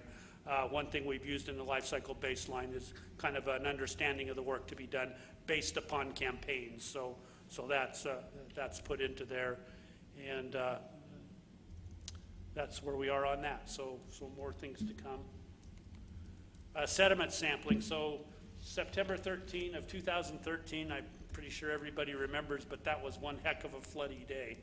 And I can remember with Mr. Majori driving out through some of our contaminated areas and our environmental areas and just watching all these floods come down, flood water running off the canyons, things like that. So immediately following that, November, we started a very aggressive campaign to do re-characterization, sediment characterization in all of our watersheds, 7 watersheds composed of 14 canyons, looking within those watersheds, do we see increased radiological levels associated with the new sediments that flowed down from the floods.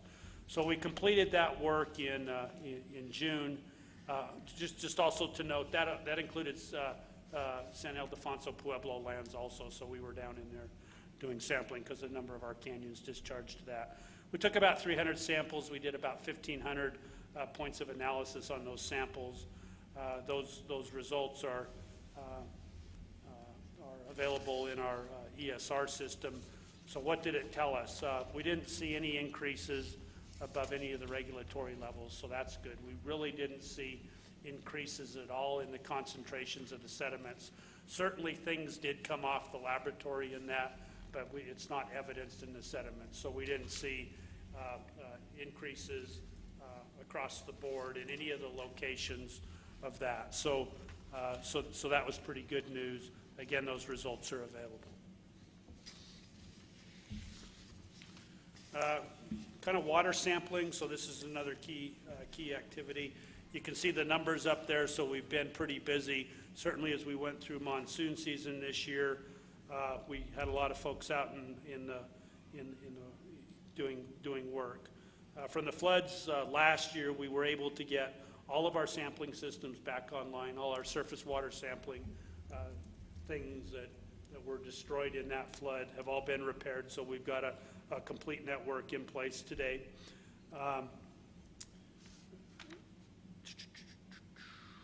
Just also this year in the rain, we had one rain event. We got about an inch and a quarter in 30 minutes one time this year. All of our surface controls in our IP sites and things like that did just fine. So that was pretty good news of the robustness of that. Folks characterize that as a kind of a once in a 25-year flood. But that was good news, and we're making good progress. We really haven't seen anything extremely outstanding or interesting in the samples and the work that we're doing. All of this is reported to the State of New Mexico Environmental Department, and that information is all available. The individual permit, so this is our permit for surface water control. So where we have potentially contaminated sites, we're required to put controls on those sites and basically keep those controls in place until those sites are cleaned up. This is a permit that we have with EPA. It's a 3-year permit. It became due, comes up for renewal due this year. So we're working with the EPA to get that. We expect EPA to draft a permit back to us. So we've drafted the permit, sent it to them. They review it, make changes. We've been meeting with them. Those meetings have gone well. This will be, we believe, an improved permit for the management of these sites. It will go through a public comment period, but we expect to see something back from EPA in roughly the December timeframe. And these are just some pictures of other field work. So the top photo is some work we were doing, demonstration work. These are the corrugated metal pipes. So these are, we've got roughly 160 of these pipes that were generated with transuranic waste. So it's basically filled with a concreted transuranic waste. And so we'd started some testing of how we're going to dig these up, how we're going to cut them up and manage them. So that's a picture of basically a mock-up of extracting the pipes from the ground. Picture over on the right top is the drill rig on the Crux 1, and then the bottom left is some environmental folks for the company doing some looking at field conditions, and then the bottom one is another picture of extraction of those metal pipes. One thing we're going to do on the transuranic waste program, because we don't have an operating repository at this time, but the focus and the drive on bringing the below grade waste above grade, we're going to wait until we get that repository working. Makes no sense to go from 140,000 PE curies stored on the mesa of radioactive material to 26,000 is where we are today, and then to start growing that for really no need. So we're going to leave that. We're going to leave most of the retrieve stuff. We're going to wait until we're closer to the operating repository. So a lot of this work gets documented. We'll dust it off and pick it up when that time comes. So I think that is it.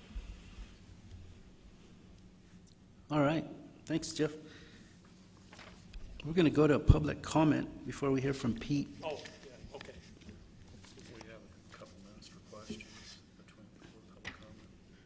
About 5 minutes. Any questions for Jeff? Steve? This is pretty simple. Where is the RDX plume? Could you tell us? It's kind of in the west side of the, over by where the explosives testing is done. Do you know where that is? It's over on the west side of the laboratory. Sure. Or southwest, kind of the southwest corner. Sure. So it's not anywhere near the chromium plume, for example? Up to the mic, please. It's over at TA16, if you know where that's at. It's on the road. What highway is that? I don't know. It's over by the emergency center. Emergency Operations Center? Yeah, by Just the past the EOC. Cafe Road? Right. It's on the west edge of the lab. It's quite a distance from the chromium. Any more questions for Jeff? Public comment. Anybody in the audience want to step up to the mic and address the board? See none, we'll move on. Pete? Thank you, Carlos. My presentation will be pretty brief. I just have a couple of slides. What I thought what I'd do is summarize where we are on the consent order, and then talk a little bit about the work that we hope to execute in FY15 and some of the technical and physical challenges associated with implementing that work. So, let's see. Okay. First time out without glasses, reading glasses, so we're going to see how this works. So just to remind us all, and particularly for any of the new members, the 2005 consent order is still in effect, and we're reminded of that every time we submit a request for time extension, and we have it denied by the Environment Department. I believe we're up to about 50 extension request denials right now, so that compliance or liability continues to grow. In addition, the framework agreement commitments that we made, although they're not enforceable, we're still trying to abide by those commitments in 2012, which the 3706 campaign was part of. There are also responsibilities for below ground waste retrieval, processing, shipment, as well as groundwater and surface water work. Back in May of this year, we notified the state that we would not be meeting the June 30th commitment that we had previously made on the 3706 campaign. And then finally, every year, the state and the Environment Department and the Department of Energy negotiate what's called a stipulated penalties list, This is a list of documents or deliverables that the Department of Energy agrees we will be subject to almost, you can think of as an automatic fine if we don't deliver on time. We did not have a stipulated penalty list in 14 because of the efforts that we were putting forth for the 3706 campaign, but the Environment Department notified us that they wanted to establish a stipulated penalty list for FY15. They proposed a list. We made a counter proposal, and then they unilaterally imposed a final list, which they certainly are authorized to do under the consent order. Unfortunately, that puts us in somewhat of a difficult situation because there's many documents on that stipulated penalty list which we will be unable to deliver according to the prescriptive milestone, either because funding is inadequate or because we haven't completed the precursor work that we needed to do in years past in order to meet that deadline. So the saying between a rock and a hard place would certainly apply here. Because of that, we are in a situation where if we wanted to minimize our liability and focus on work that was on the stipulated penalty list, that would take us away from some of the most important work we feel we need to do, and some of that work is what Jeff described and what Danny Katzman described. So we've requested a meeting with NMED, and hopefully we'll get a meeting in the near future and try and get aligned on the FY15 work scope, because FY15 is starting on October 1st. Talk a little bit about the budget. I try and keep the board advised because that is such an important part of enabling us to the work that we do.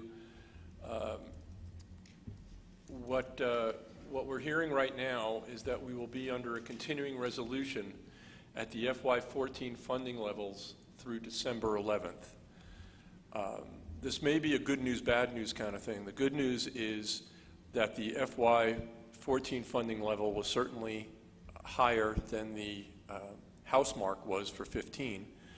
But the potential bad news is if we have a CR that allows us to move forward at a 14 funding level for the first couple of months, but then we subsequently get an appropriations bill which is significantly less, then I'm left, if I spend it in FY14 level, I have not a full year to recover to a lower spending level, and so that would mean shutting down projects that I just started.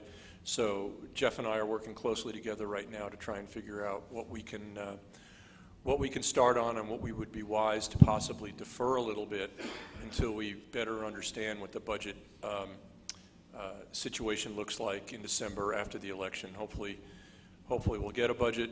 We may be in a continuing resolution for the whole year. We simply don't know that yet. And there's a couple of the marks up there, and the executive mark was at 225 also.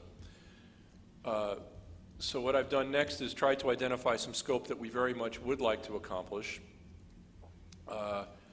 Have the nitrate salt processing, those slides that Jeff showed you with the options. We're very much interested in trying to refine those options, making a decision, bringing that decision, a recommendation to the state, having them concur with it. We'll have to make sure that we're compliant both with the Container Isolation Plan Administrative Order and RCRA in moving forward, so I'm sure there'll be some discussions with the state on whatever path forward we select there.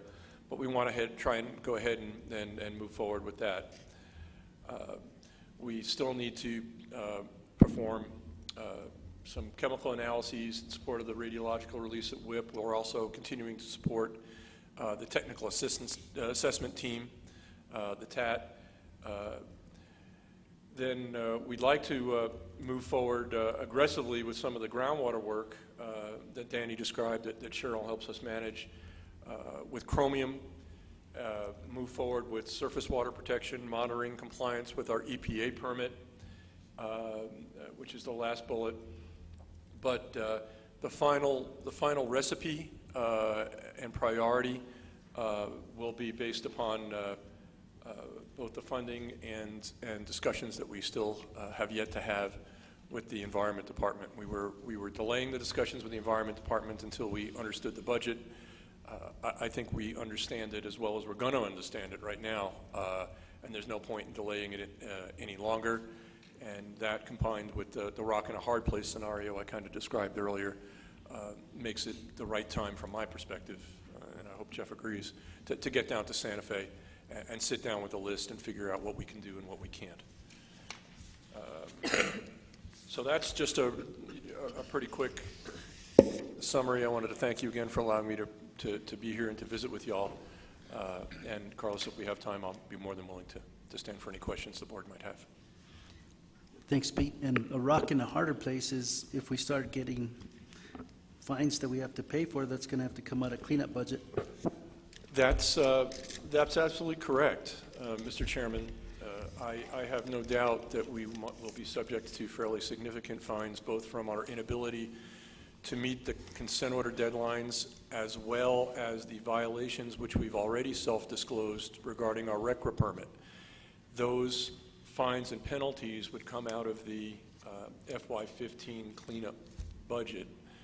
So it just isn't. It just makes that much more of a challenge.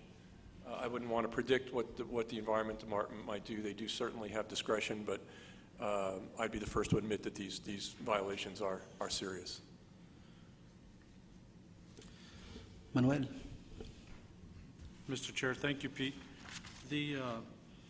So the 15 documents subject to the stipulated penalties, that's why you folks have requested a meeting with NMED, correct? That's one of the reasons. Every year, according to the framework agreement, Mr. Chairman, we're supposed to negotiate the annual scope. Once we find out a budget, we'll go down to Santa Fe and we'll negotiate what work gets done and what work gets deferred. This year, it's a little more complicated than that because the work that we think is the highest priority or would mitigate the highest risks that we have is not consistent with the list of the stipulated penalties that are being unilaterally imposed by the Environment Department. So we have to try and figure that out, and that's part of the rock and the hard place. Yes, Mr. Chairman.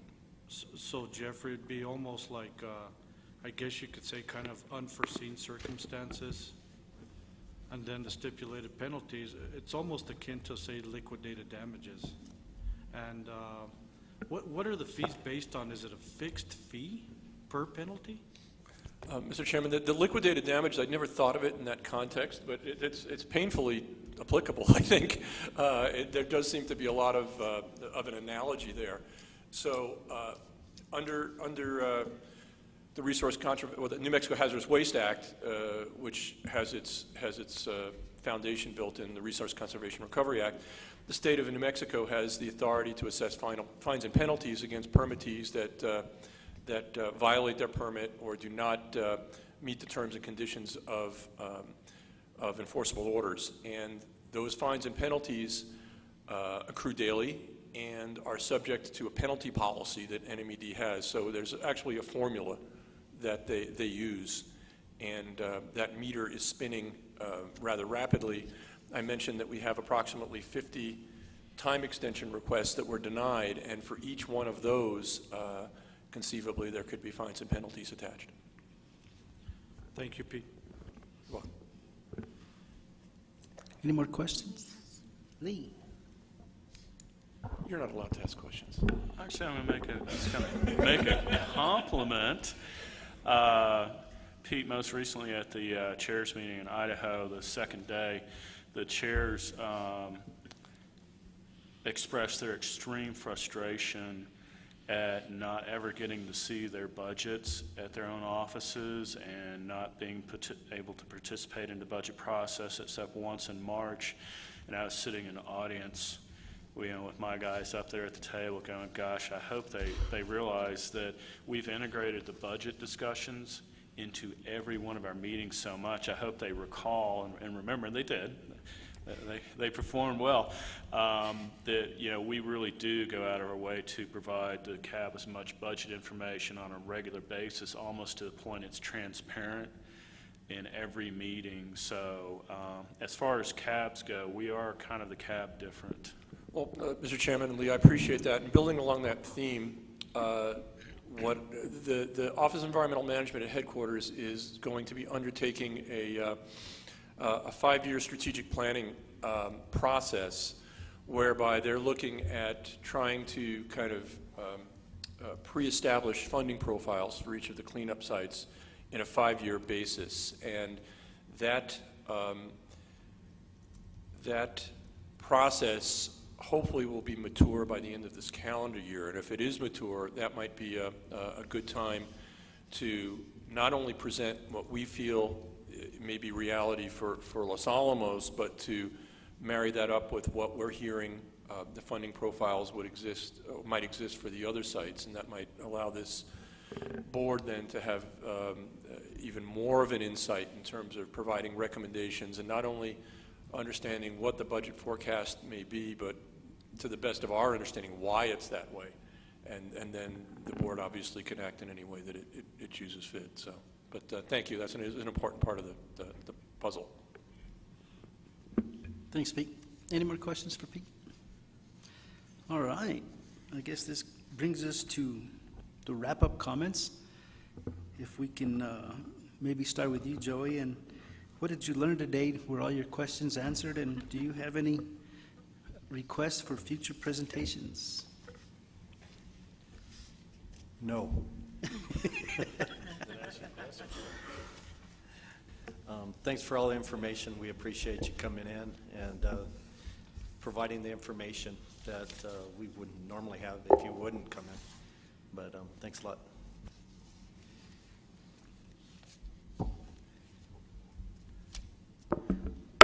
Hi, I wanted to let Patty know that I really like the member update format. I think it's really good, just in glancing at it. As for future presentations, I guess the last discussion we had just kind of makes me wonder what the fines that are imposed and that go to the state, what are those used for? I've never really thought of that, but that might be something to share with us at some point in the future.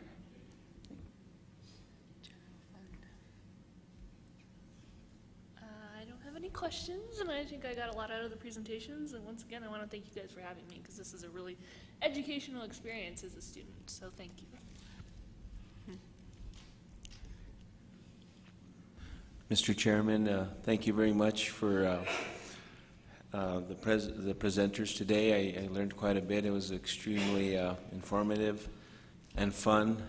It's got to be fun to be here, and I truly enjoyed it. It took me back 30 years back. I remember I did my environmental seminar on the RUMOD system, Regional Underground Monolithic Disposal System. So I promise with that I'll be more engaging as the meetings go by. So I think this is going to be quite a good thing for me. Thank you.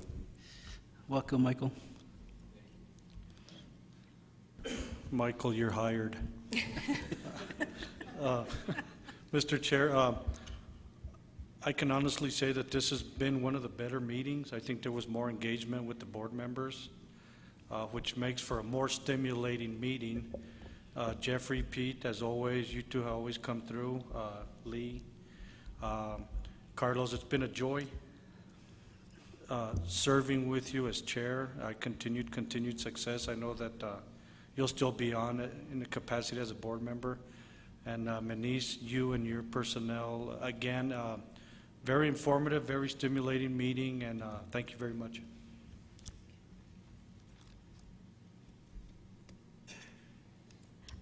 Thank you for everything. Thank you for listening to my questions, and I'll let Bob know what your answers were. But no, it was very interesting, and thank you all for everything. It's always so nice to see everyone, and I just want to say too, thank you for coming to Taos. It was very nice to have everyone in our neck of the woods, and even though I enjoy going to other places, I feel Mr. Peralta really had a great presentation in welcoming everyone, and I think that's how we feel right from the bottom of our hearts. So thanks so much. Chairman, thank you for your service. You've done a phenomenal job, and You're welcome. Thank you. our new chair coming in, he's not here today, but he's going to have some hard shoes to fill, so I'll let him know that also.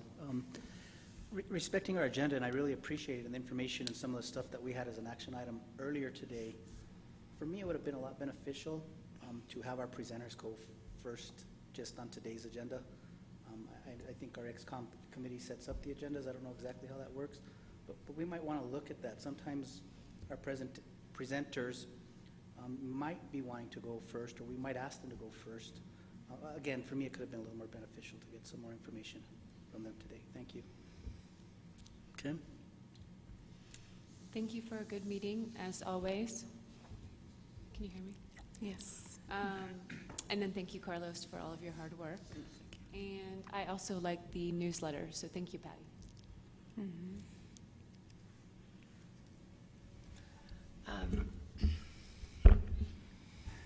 A really good discussion today. I appreciated everyone's input on the national recommendation and a path forward for us on that.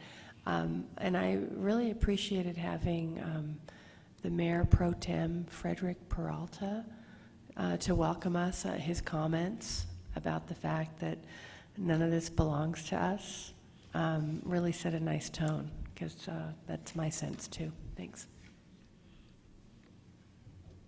Yes, I'd like to thank you, Carlos, for your service, and hope you'll continue to be an active board member even when you're not the chair. In terms of future presentations, we had discussed a presentation on the hydraulic connection between the lab and the Buckman well fields. I'd still like to bring that back at some point, and I guess the other thing is, you know, in a sense, all my questions weren't answered because, like many people, we'd like to know what really happened at WIP, and so far we don't have an answer. Thank you, Steve. I too want to thank Mr. Peralta for being here and his very thoughtful words, and I think if we could take segments of those and just apply them to the beginning of each meeting, I think would be very deepening and enlightening. Carlos, you, I think, are an example of a very good leader, and I think not only here, but for the rest of the complex, we not only are the CAB different, but we are the example, we are the benchmark, and I think for the past couple of years, it's been as a result of your leadership and you allowing us to be engaging, and just I like the way that we have information presented. I do agree with Commissioner Mayfield, and you know, we could tweak some things a little, as we have in the past or very recently too, so we can keep that up.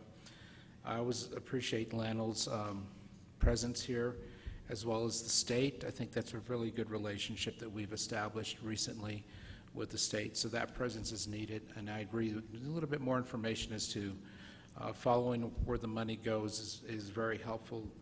It needs to be transparent, and we as representatives of the citizens, and we ourselves as citizens, need to know that.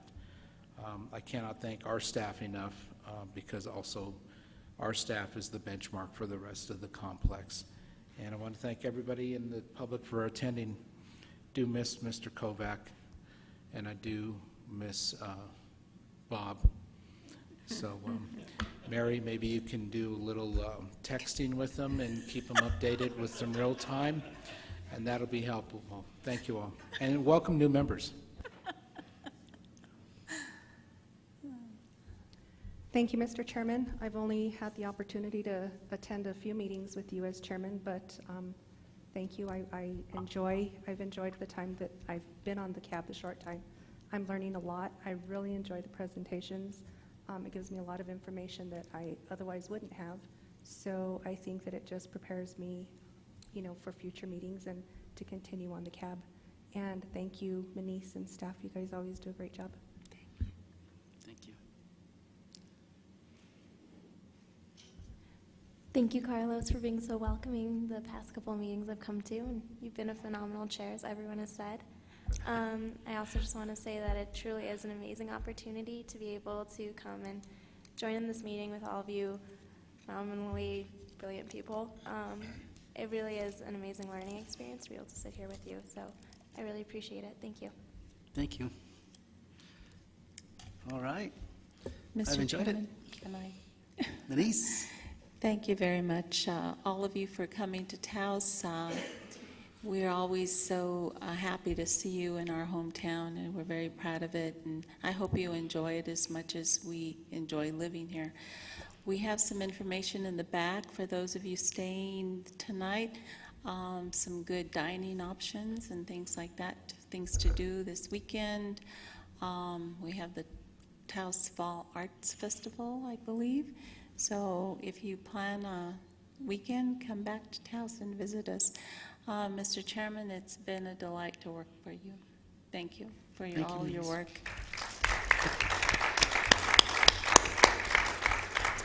All right. And I would just ask the members to please look at those dates in my report. Your next big event is October 8th, the Lano Tour. Please mark that on your calendar. It's very important that you see these sites so that you'll better understand what Jeff and Lee and Pete talk about during their presentations. And then our next board meeting is November the 19th, the week before Thanksgiving. That will be at Okeowinge Conference Center in Espanola. So, of course, we'll be sending you information as always. So, thank you to Bridget and to William, to Dave for their excellent service, and thank you again. Thank you to Lee. Thank you, Mr. With that, I turn it back over to you, Milton. Mr. Chairman, you're not going to be chairman for in about 30 seconds, so careful. Carlos, you've done a great job. We appreciate your service. We appreciate the fact that you're going to stay on with the board. Thank you very much. To the members, I couldn't ask for a better board. We are the top board in the nation. I assure you that, especially after last week in Idaho and some of the nightmares we heard. No yelling and screaming. Everybody's very professional. Everybody's very courteous. Everybody participates. It's a great board, and I truly enjoy, don't let Pete hear this, but I actually truly enjoy managing the board, and I appreciate your service. With that, Mr. Chairman, I will give you the honor of closing the meeting. Meeting adjourned.